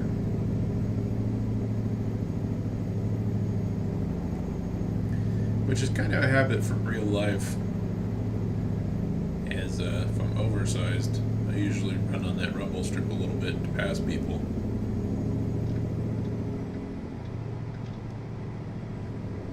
Turn our lights on. Swerve around that car. Because it's 80 and they're not doing 80.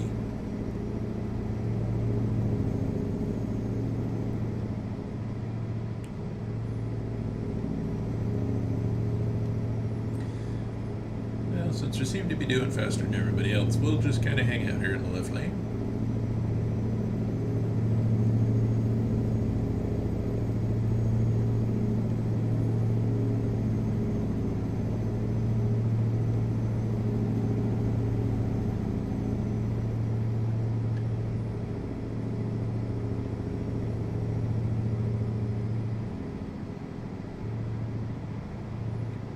.red. No idea what that means.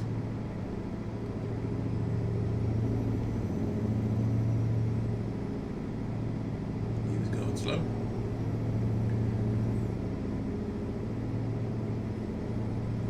We're in American Truck Simulator, if that's what you're asking. Driving a Mack Superliner.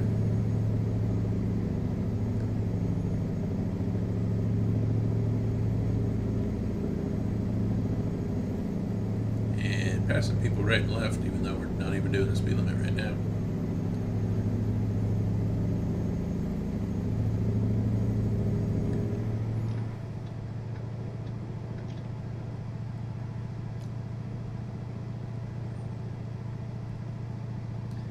Heading down to St. George, Utah.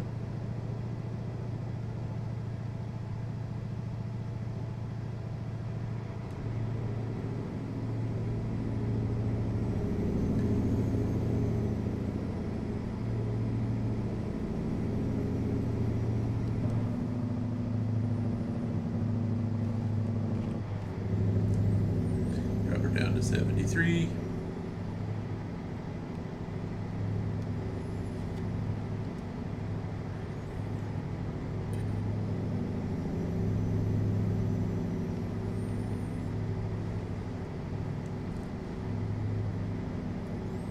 Probably should drift back over into the lane correctly.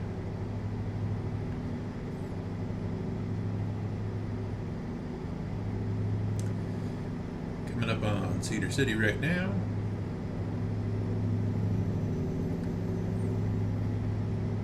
Mentioned it a lot in several videos now, but I am so looking forward to getting my new work truck.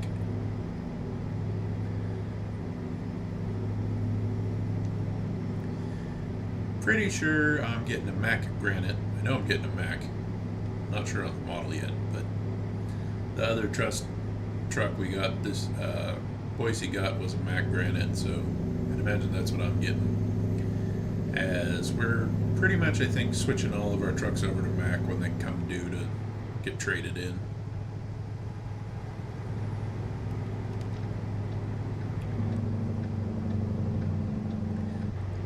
Mack's given us a pretty good warranty, or a longer warranty than everybody else.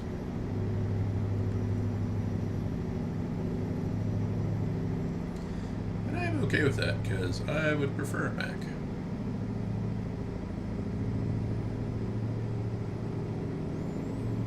Just personal driving preference and experience.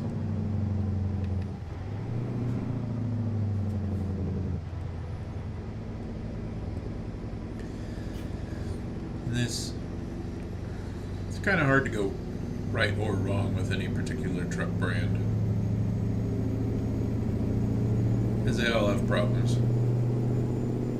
They all have pluses and minuses.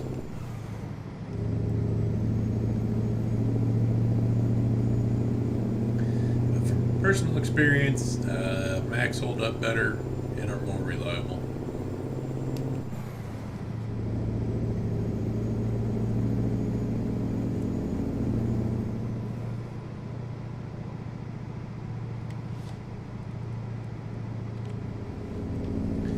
Get the cruise control set again.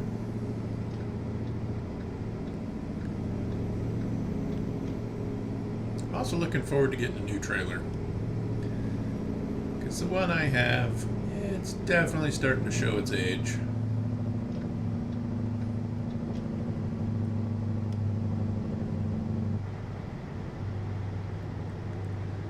Definitely starting to show its age.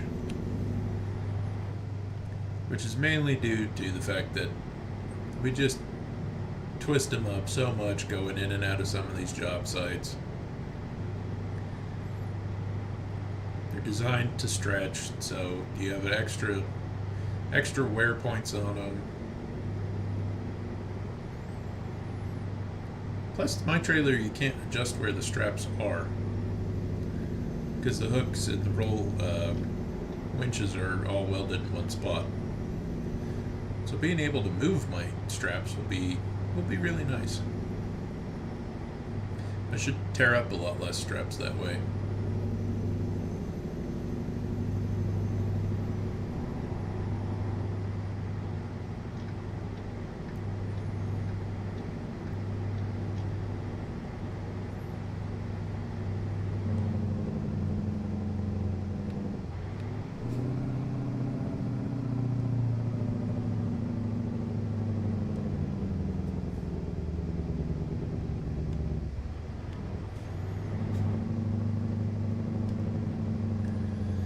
And a roundabout. I hate roundabouts.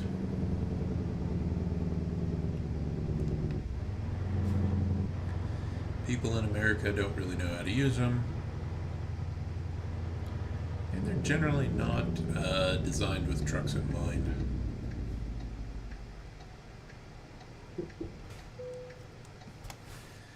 Alright, we are taking tanks to Walmart, apparently.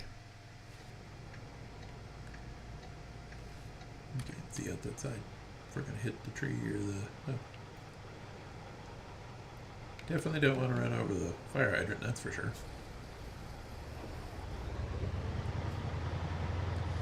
I'm not sure why the game doesn't have you get all the way off the road before you stop to see where you're supposed to drop the trailer or the load off at.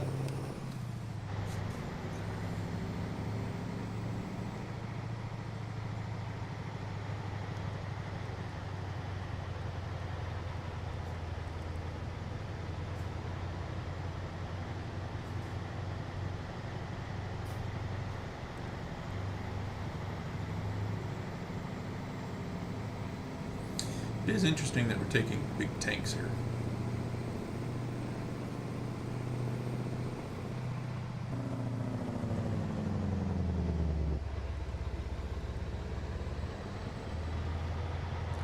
Oh, we got a fun back end drop form too.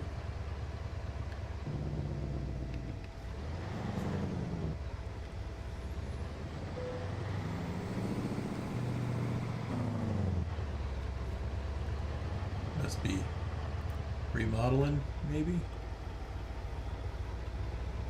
My hose is put through the trailer.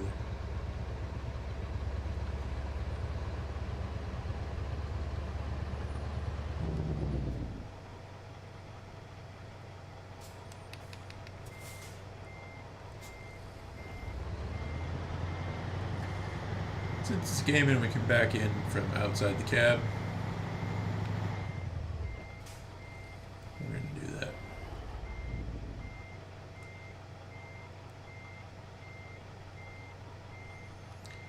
Just because it's a little easier.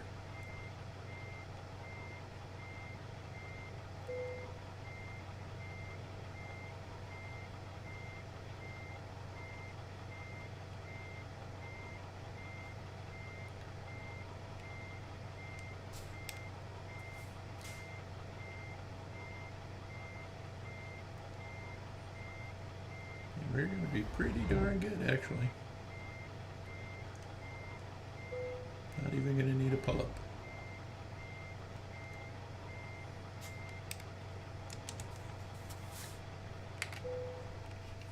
Shut the engine off, see how we're doing, or how we did.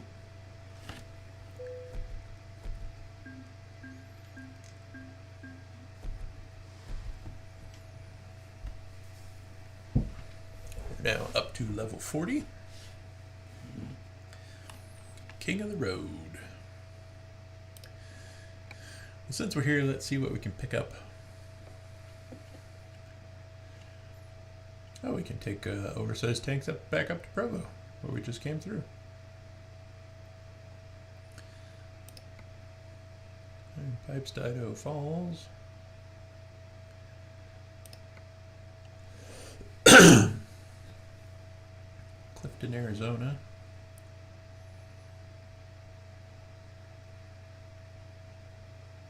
Yeah, let's take Pipes down to Arizona.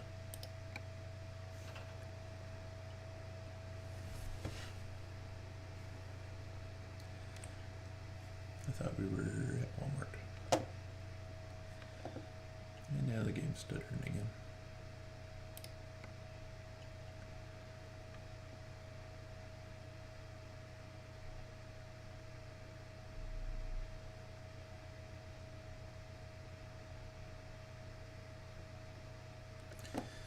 Okay, we need to load first, don't we?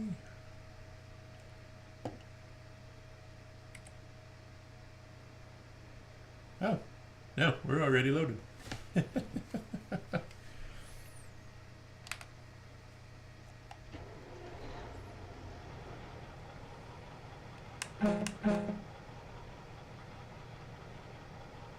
Looks like we are properly tied down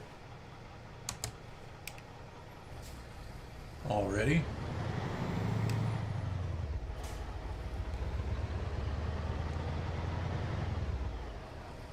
I forgot there was a stake there.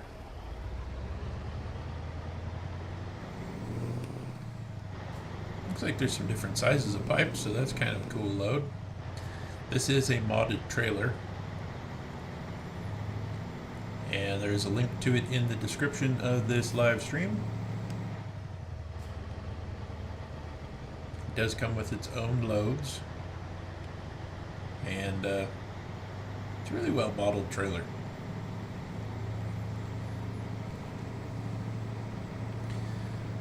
We'll head down to Arizona with some pipe.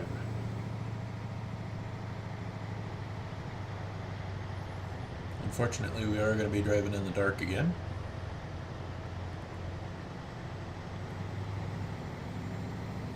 Maybe we'll hit a rest area someplace and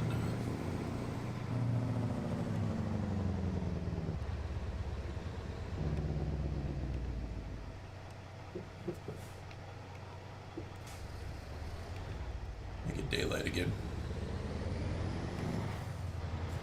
Ooh, Taco Bell.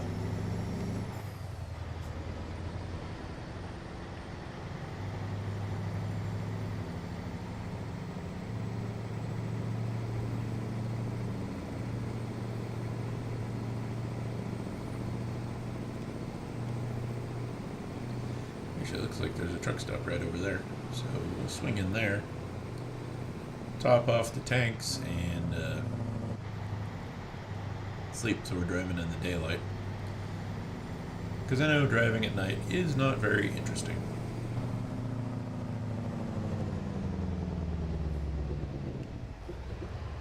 There's a curb there.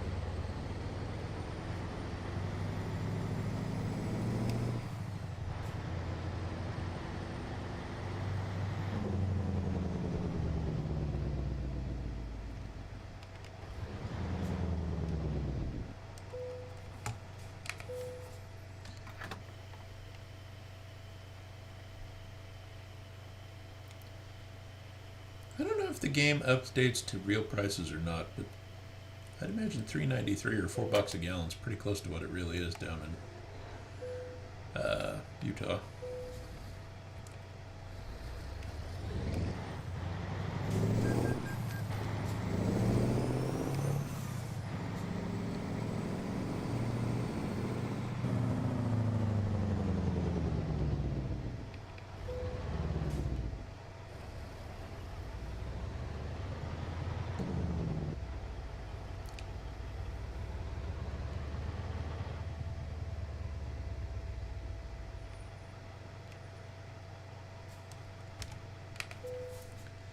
So there's a hotel here, so we're not sleeping in a day cab.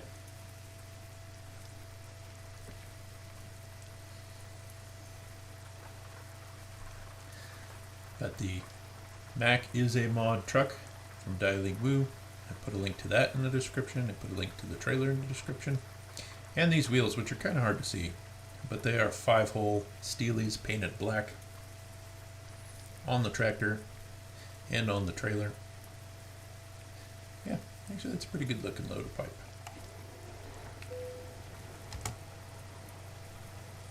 Let's see here, I think we already got our lights on.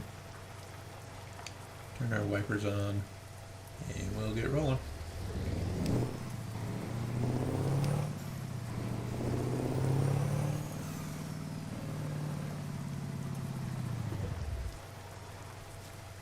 Truck parked over there.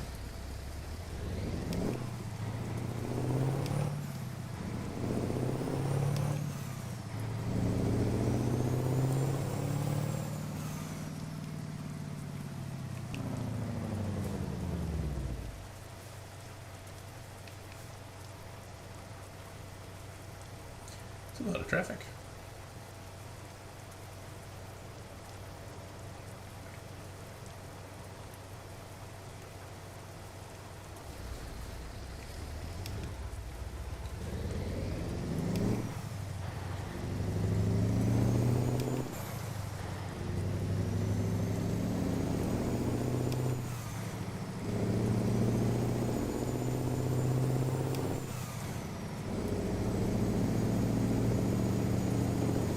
So I guess we'll drive in the daylight, but it's going to be rain.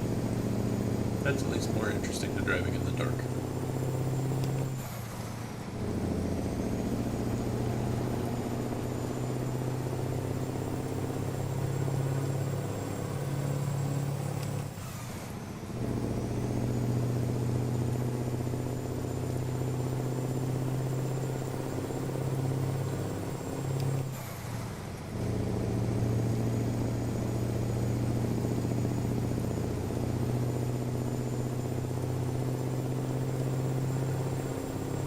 If I were going north for going to Arizona. Guess I should have looked at the map first. Now we're just going up. Up to Highway 9. Or 9, then 59 and across. Okay, that makes more sense.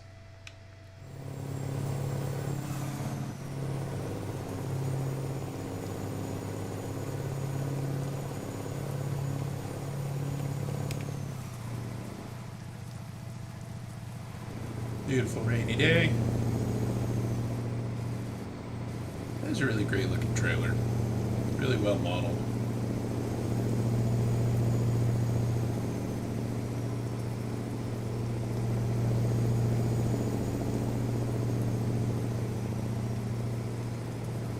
Getting off at Hurricane. Right into Hurricane.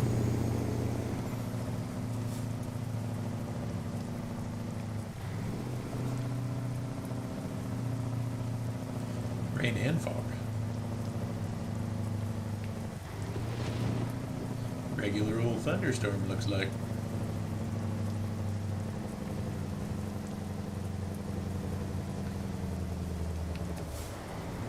Ooh, heavy fog.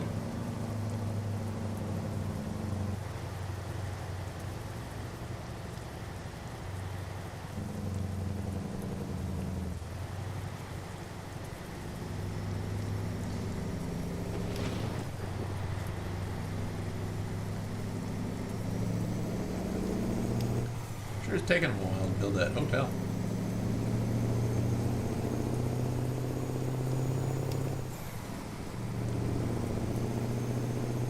I think I've actually seen fog this dense in the game before.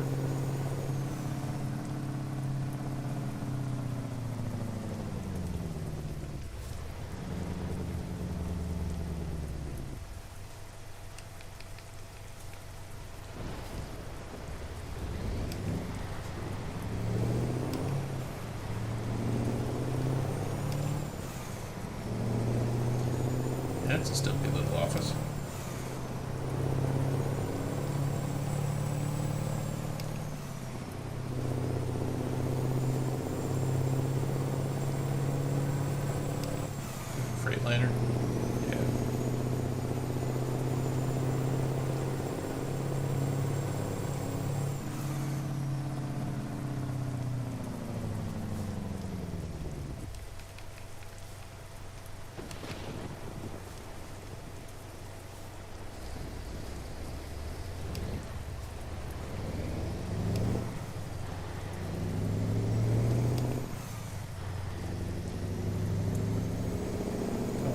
City.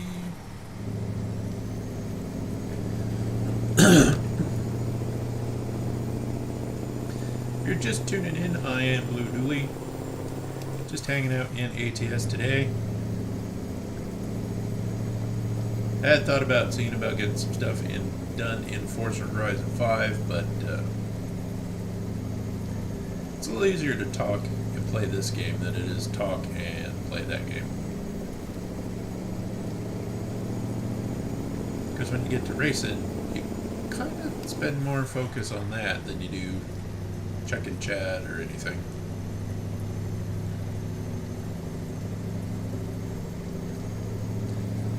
And ATS is such a nice, relaxing game.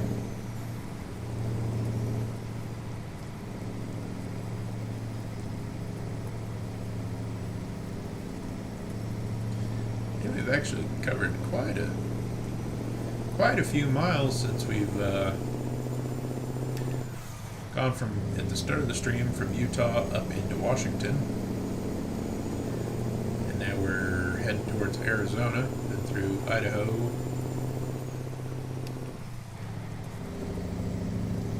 Utah, Oregon, Washington.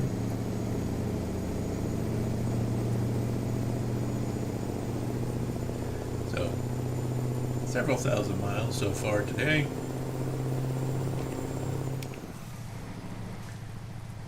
We're gonna sneak by and set the cruise at 66. At least we're out of the fog now.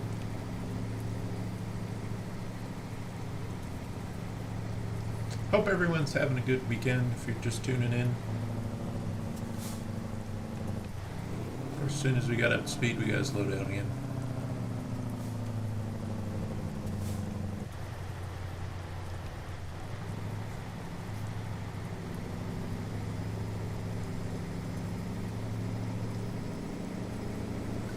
And we're in Arizona, Colorado City.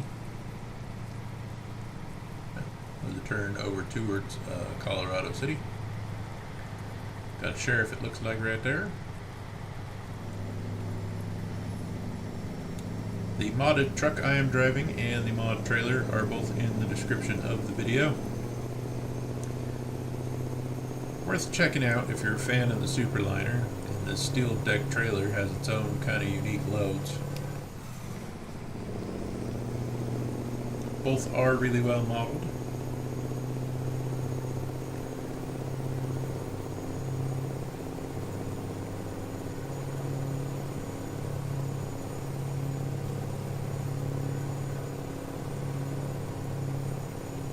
Turn signals on again for a little bit.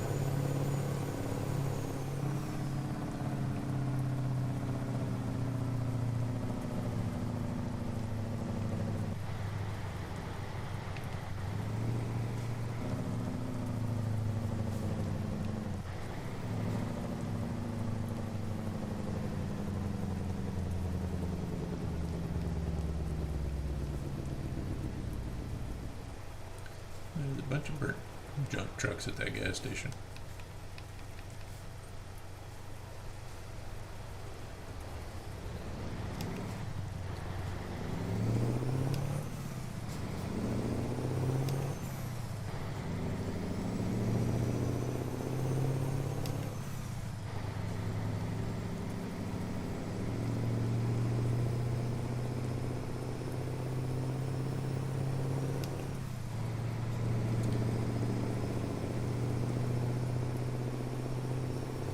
To Kanab.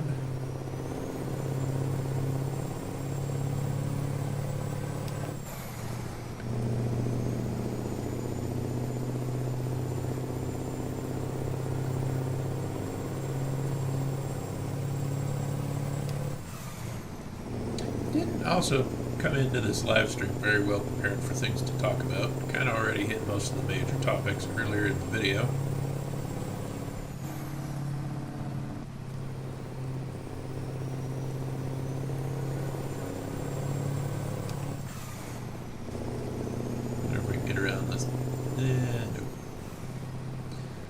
We could get around the bus first, but maybe it'll go straight.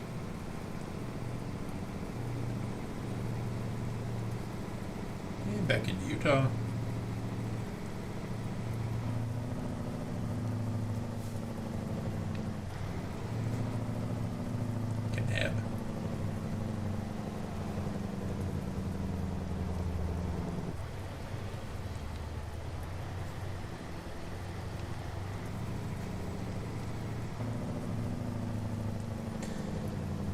towards Lake Powell with a load of pipes. Some long, smaller diameter pipes there on the bottom, and then some bigger diameter pipes on top, and some shorter, really small diameter pipes up front. Good strap placement. I have to say this about the couple of modded trailers I have used in the game is they do a little better job with their load securement than the SCS in-game vanilla trailers do. Ooh, tacos. Or ice cream.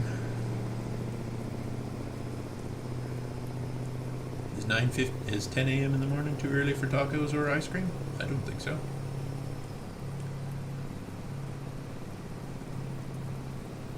I mean, personally, I don't think there's ever a bad time for tacos.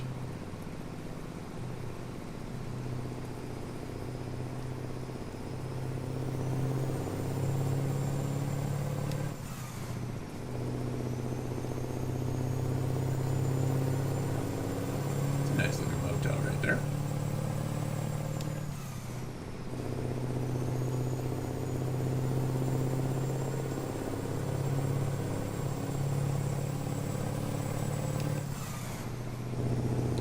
Those are going to get up to about 65 and then immediately have to slow down again.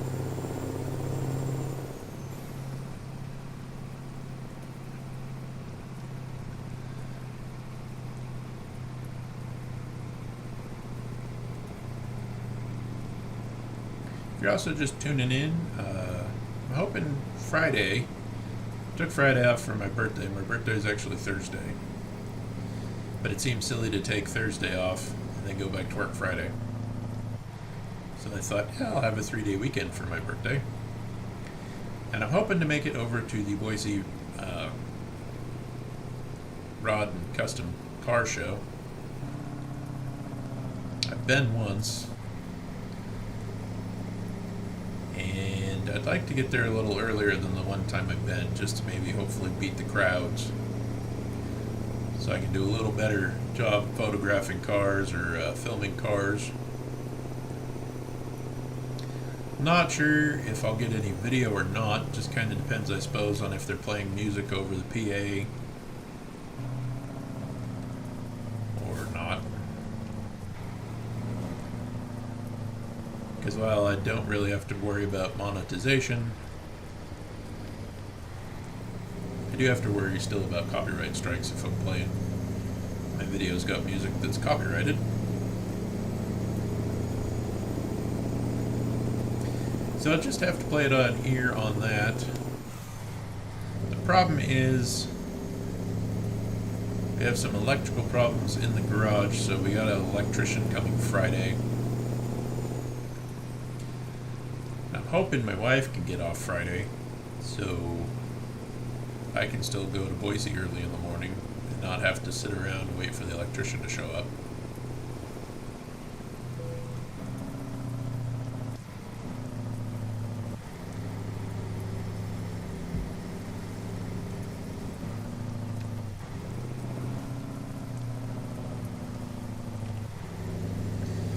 Set the cruise here at 32 while we're going around through this narrow part.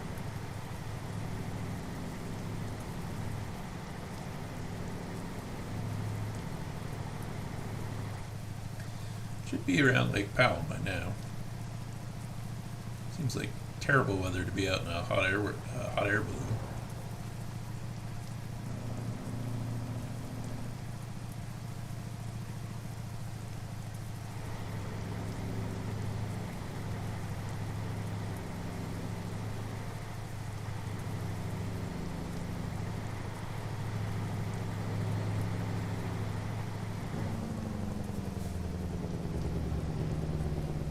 So foggy you can't even see the bottom of the canyon.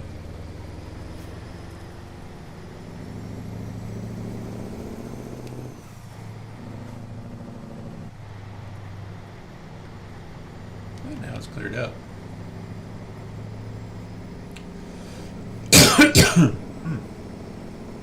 Excuse me.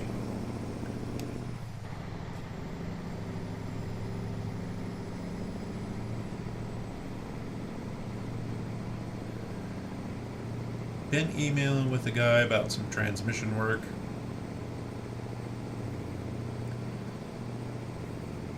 And kind of getting some conflicting info.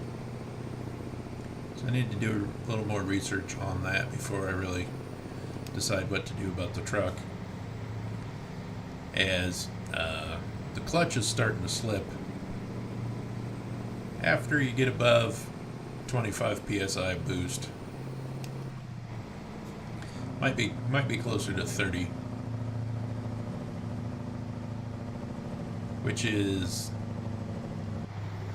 you don't normally run that high even going down the interstate, but if I step on it to pass someone,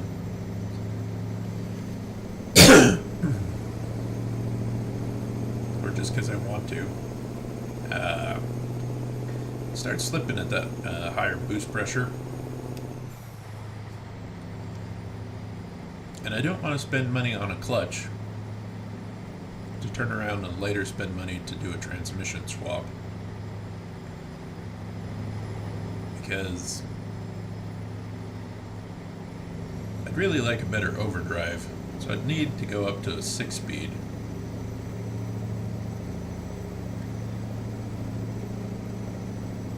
And I'd really like, if I can, to get an Allison 1000 in the truck, as I have plenty of experience with Allison transmissions.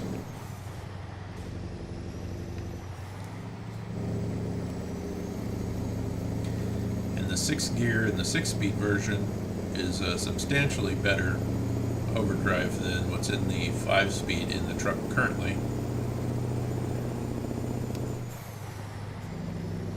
It would actually drop the RPM by about 200, 250 in overdrive from what I'm normally running. So that'd actually put me down at 70 miles an hour. That would put me under 2,000 RPM, which would be great for fuel economy.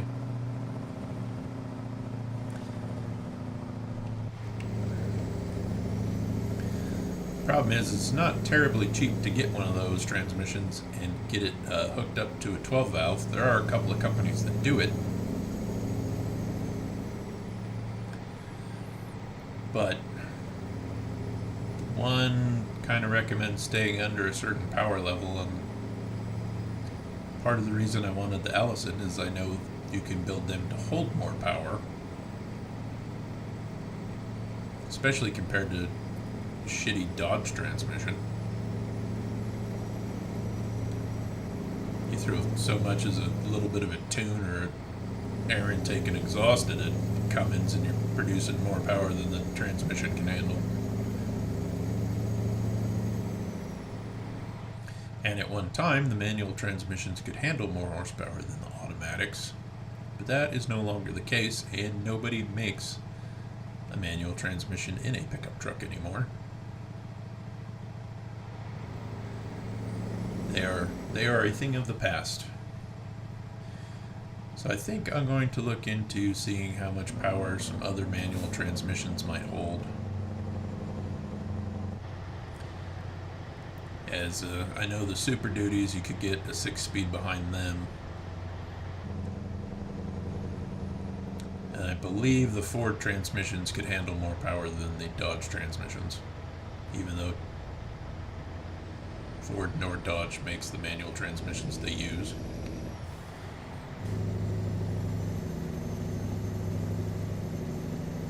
Because the 5-speed's a new process, and the Ford transmissions are ZF.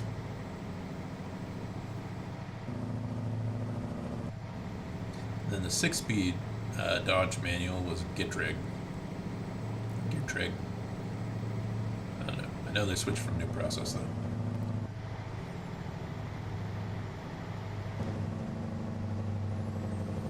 And here we have another terrible roundabout.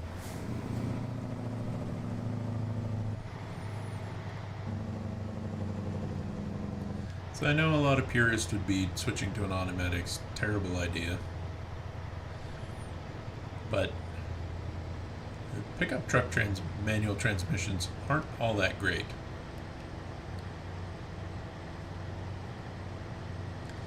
And with the power level I'd like to finish the truck at, I'd have to modify the NP 4500 to handle that power. And it's still not a great transmission. And I don't know if the gear vendor's overdrive units handle that much torque in towing a trailer. Which again was kind of why I was wanting to go with the Allison. Allison in the newer Chevy trucks are rated for more power than what came in the Dodge. They're rated for more weight than what came in my Dodge. So it really would be a lot better transmission. But if I can't get it to handle the power level I want, it seems kind of silly to spend all that money on the conversion. Sorry, Coors. We're in a hurry.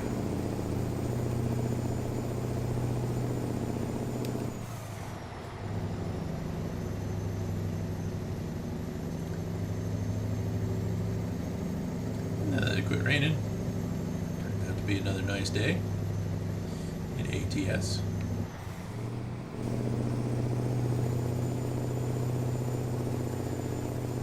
Of course, the problem is I don't know how much the electrician's going to cost to fix the mess in the garage from the previous owner, who I don't know how he built the house, and I don't know how he passed inspection with some things the way he did. The way he's done some things, I'm surprised the house hasn't caught on fire yet. So if you're looking to buy a house, make sure somebody actually built it who knows what the hell they're doing. I'm also not exactly thrilled we paid somebody $500 to do a house inspection, and he apparently overlooked all kinds of things. Like the fact there's only one GF5 plug in the garage. That's no good.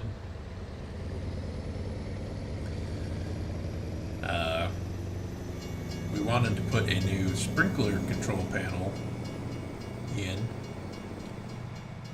and that should have been a straightforward, just match up the wires where they needed to go on the new panel from the old panel. Nope. He had that wired so goofy. The guy who came out to wire in our new sprinkler control panel is shocked it worked in the first place. That's how terrible of a job he did when they installed it.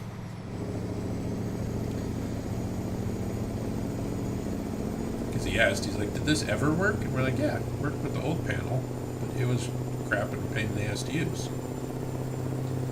And like, oh. So we had to rewire all of the valves in the sprinkler system. I'm hoping we don't have to rewire the whole garage.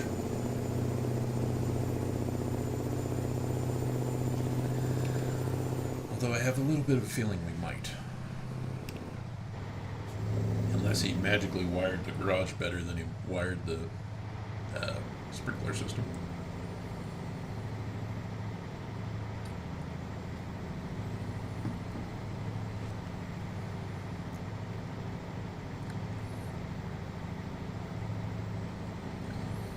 If you're also just tuning in, I uploaded a video on my final thoughts of the Nextbase 222 dash cam.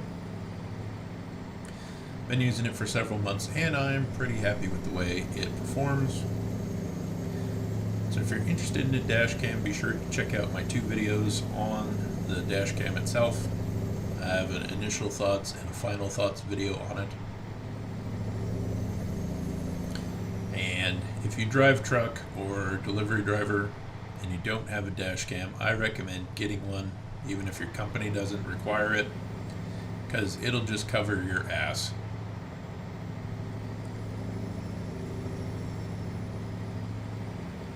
And it only has to prove you were innocent once to pay for itself 100 or 1,000 times over. It's just kind of a good peace of mind. I think of the dash cam in the same light as making sure your straps are in good shape or wearing steel-toed boots. It's just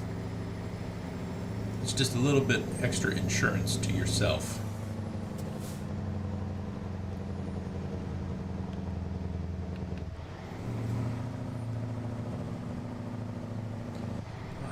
I wouldn't drive a truck without it.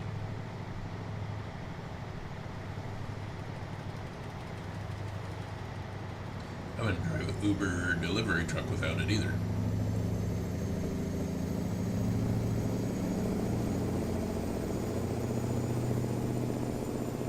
So, because of the electrical problems in the garage, not going to get any work done on the snowplow. Because I need to make sure the wiring will handle the welder.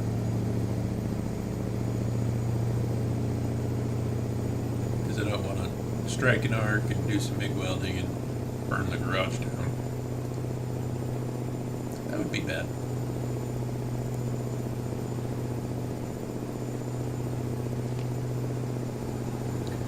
And again, the way the guy built this house, I'm just surprised we haven't had more problems than we have.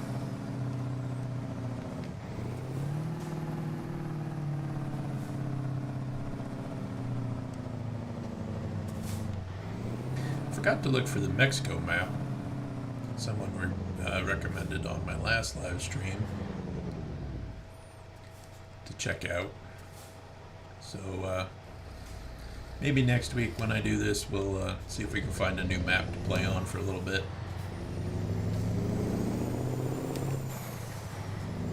Or we might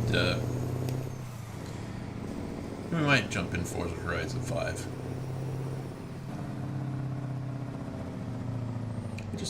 I just like driving trucks.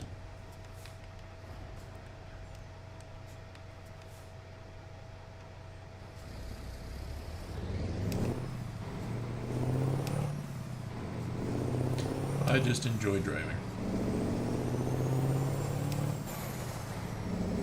Also, sometime this summer, we're supposed to be making a trip down to South Carolina or North Carolina.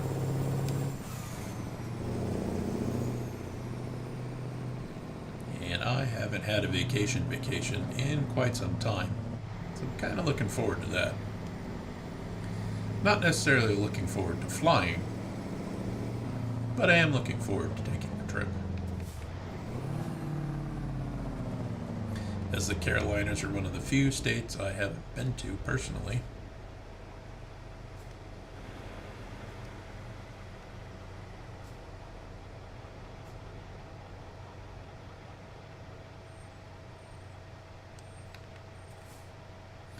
So, like, how can you look at the Kenworth and the Superliner and pick the K-Dub over the Superliner? The Superliner's just a better looking truck.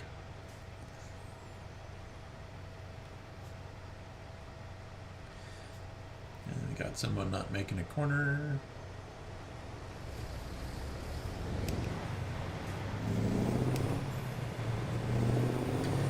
I'm hoping maybe we can own a chemical tank with one of the new updates, either Texas or Montana.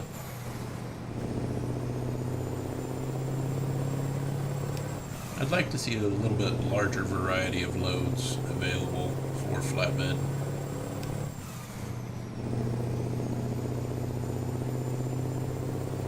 And I pretty much drive flatbed in the game because that's what I do in real life. So I know a little bit more about it.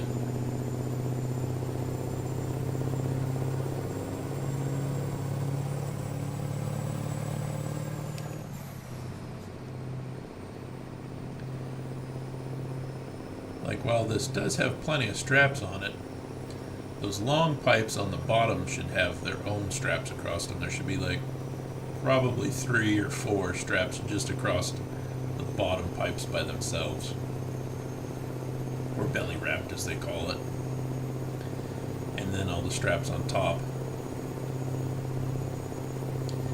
because that definitely keeps the load from shifting around. It keeps everything nice and tight. But looks like it's got pretty good cribbing underneath it to support the load. It's not like you're going to bend those pipes easily with those straps, unless they're really, really thin wall.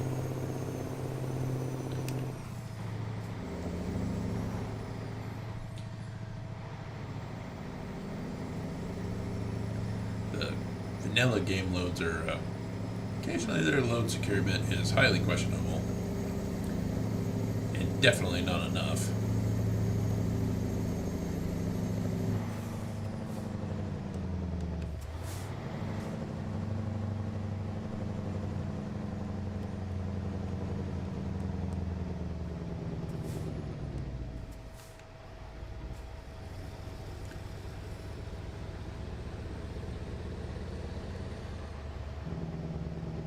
If there's not a traffic light this way, I'm going to be kind of pissed. There isn't. Why would the... Well, that's accurate to real life, because I've had the GPS take me to not traffic light routes. That's just kind of dumb. Accurately dumb, but dumb.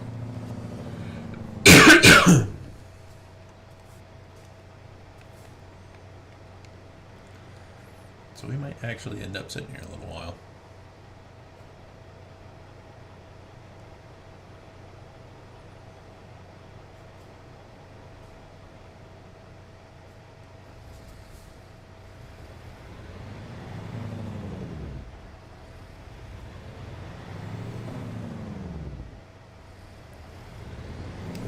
We're going to run it because I don't want to be caught.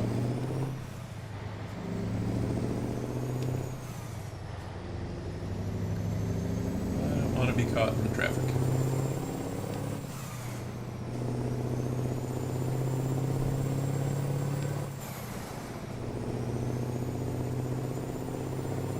Don't want to be caught in the traffic.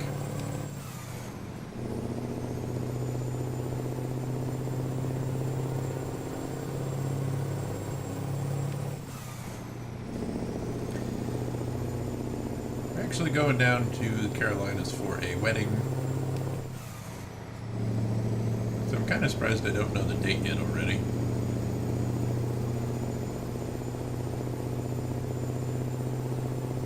But I'm looking forward to getting some good southern barbecue.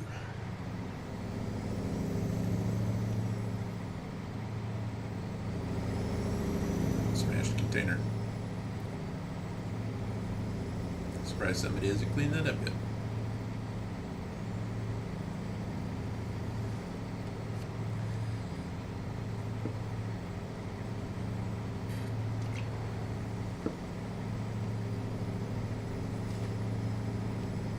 I'd also like to make it out to the West Coast this year too.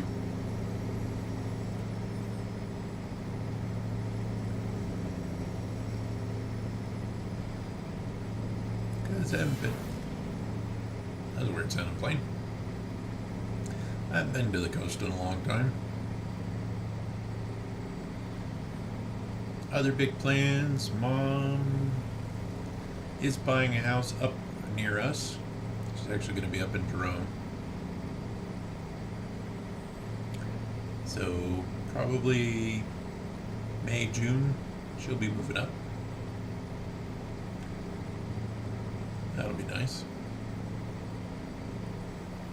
Propane. Yeah, it's a goofy sounding plane.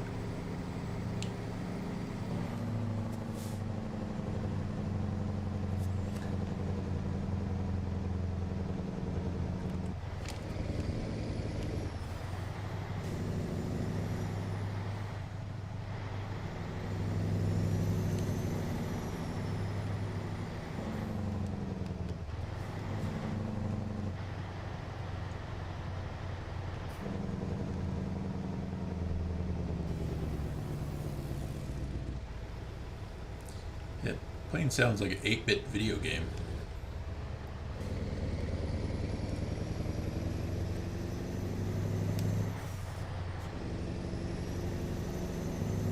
really kind of mess.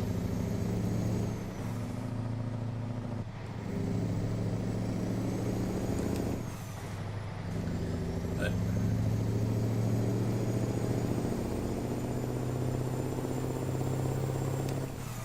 we'll just kind of have to see how things play out this year, on what gets done and what gets pushed off again. Kind of tired of pushing things off. I'd like to get more stuff done.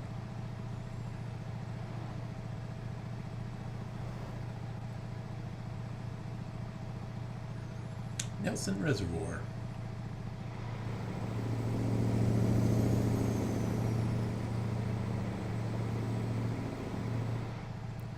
Yeah, it looks like a nice place to do some fishing.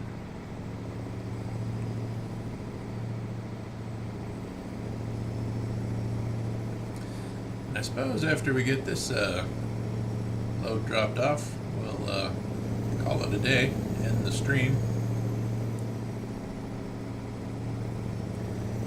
I got a late start, so I kind of wanted to run a little longer. I knew I should have probably gave myself a start time at 10:30 instead of 10:15.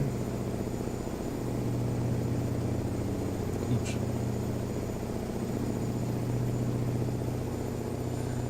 That's just something you kind of learn as you go.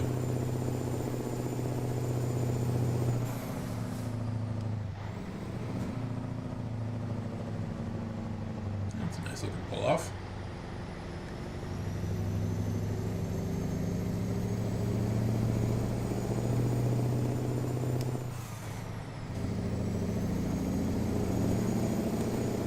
I mean, there are a lot of treat areas in Arizona. Northern part of the state anyways.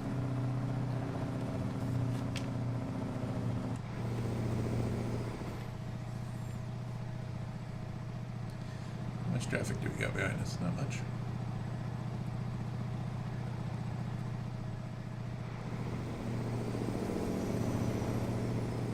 We're not holding anybody up.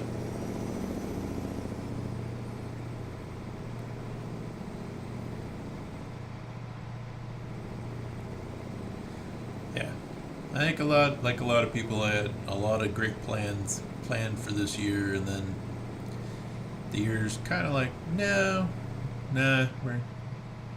we're not letting anybody have plans. There's still a pandemic. There's going to be a war. The Russians are going to threaten to nuke everybody. So no plans for you.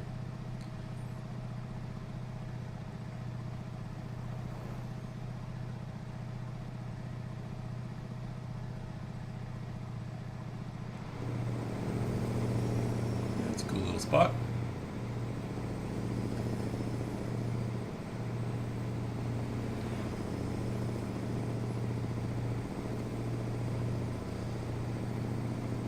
I really don't like talking politics on my channel. I don't mind talking politics to people in person, but I'm kind of the opinion, if you're watching me play a stupid video game, you don't want to talk politics. You just want to talk about fun stuff. So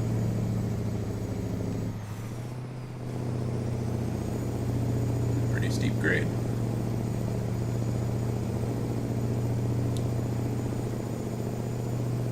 I know when I watch people stream, I don't want to talk about that crap. I want to talk about what they're streaming or other things they got working on.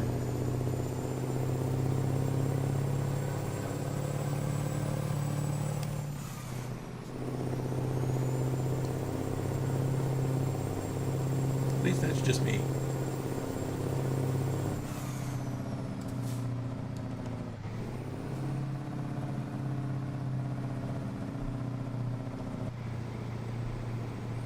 Big copper mine.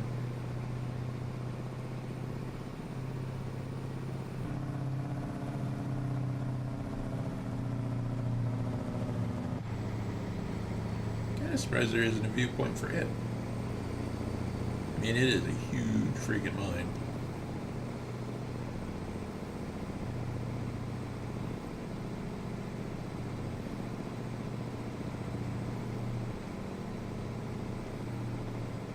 Just an absolutely humongous mine.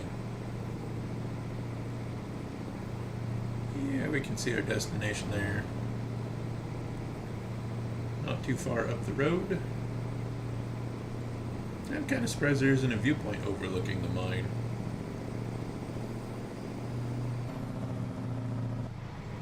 Oh well. I didn't design the game, so. Yep. Getting close to our destination.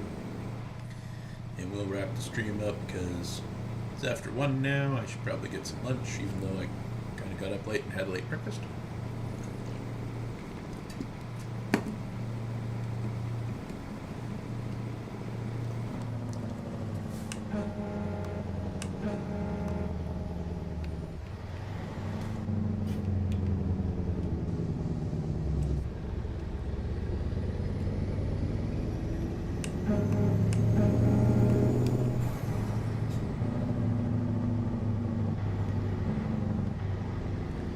Cool if the sounds echoed a lot more in the tunnel.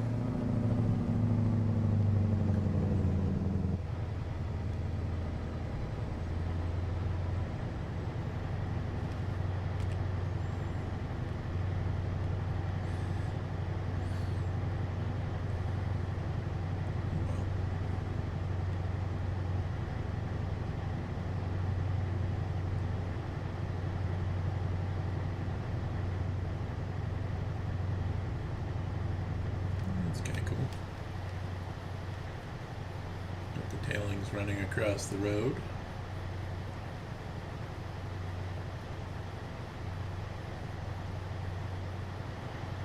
I never actually went out and buy the mine when I was living in Arizona.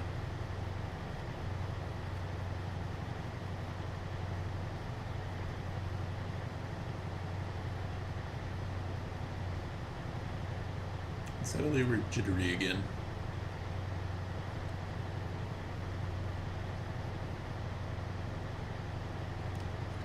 Must be a lot of assets loading in.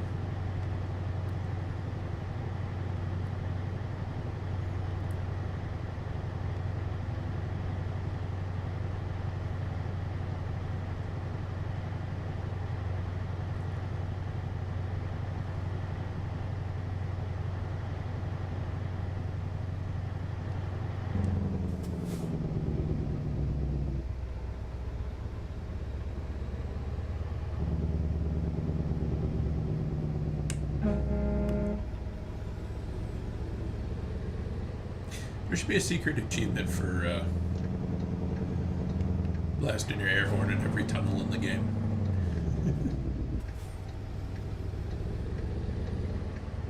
Good heavens, the stuttering. Maybe it's a good thing we're coming to the end of the stream.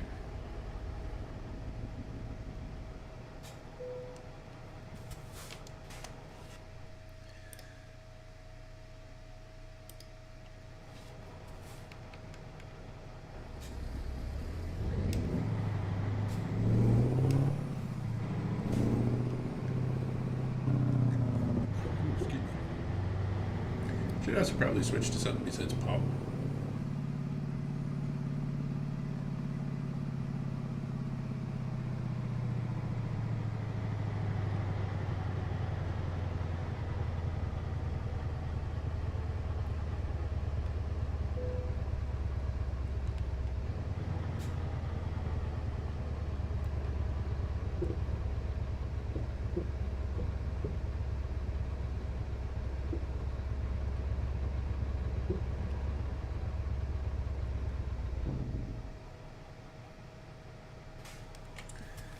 Yeah, we're still going to cheat and back in from outside.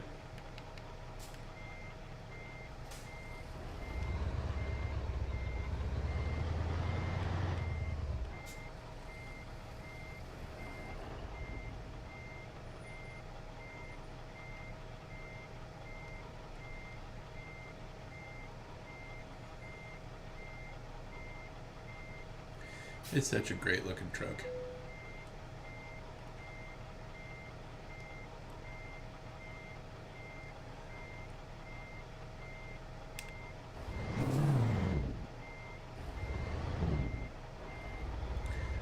And I know you're not supposed to change ranges when you're in reverse.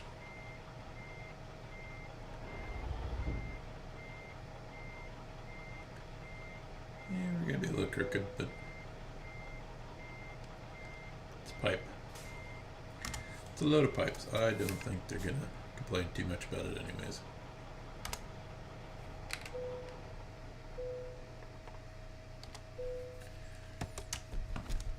Alright, from St. George to Clifton, 590 miles, took 24 hours, burned 80 gallons of diesel, and made 28,000 bucks. Come on, mouse. So here you can see those steel wheels from the wheel pack a little better as the game struggles to run smoothly at the moment. And the truck model is really well done. As I've mentioned before, we'll save and go back into the mod menu and show you what I am running for mods in case you missed the first part of the video.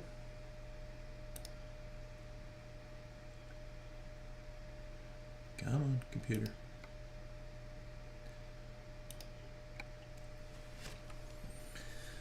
Alright, and we'll exit. Come on.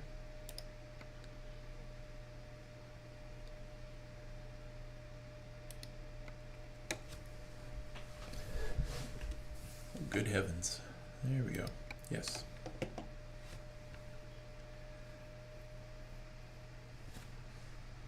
Alright, mods.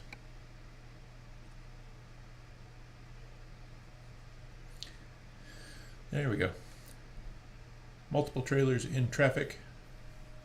The wheel pack, Smarties wheel pack, is a really great wheel pack. Plenty of customized options.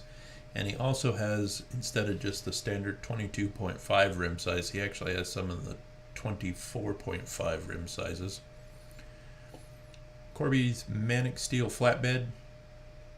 I don't know how you get triple axle because I couldn't find the option on this version. Mark's flatbed cargo variety for ATS, and the Manic Steel flatbed actually has its own cargo. Lots of CHU 613 mods. The Alcoa wheels version 1.3 by Viper is those are some great looking wheels. The Max Superliner by Dialing Woo, and if you're a fan of the Max, I definitely suggest the Australian spec MP8 and MP10. Those are pretty much for the Mac Anthem in the game. So that's the newest mods I've been running. Got 35 of them active right now. So that's going to do it for today's live stream. I appreciate everybody who jumped in and watched for a little while. I hope everyone had a good weekend. And I'm going to go find some lunch and then see what else we're going to work into. So appreciate any of this, all the support and the comments I do get. We've been live for about almost 3 hours, so yeah, it's probably time to get off. All right. Have a good weekend. We'll catch you later.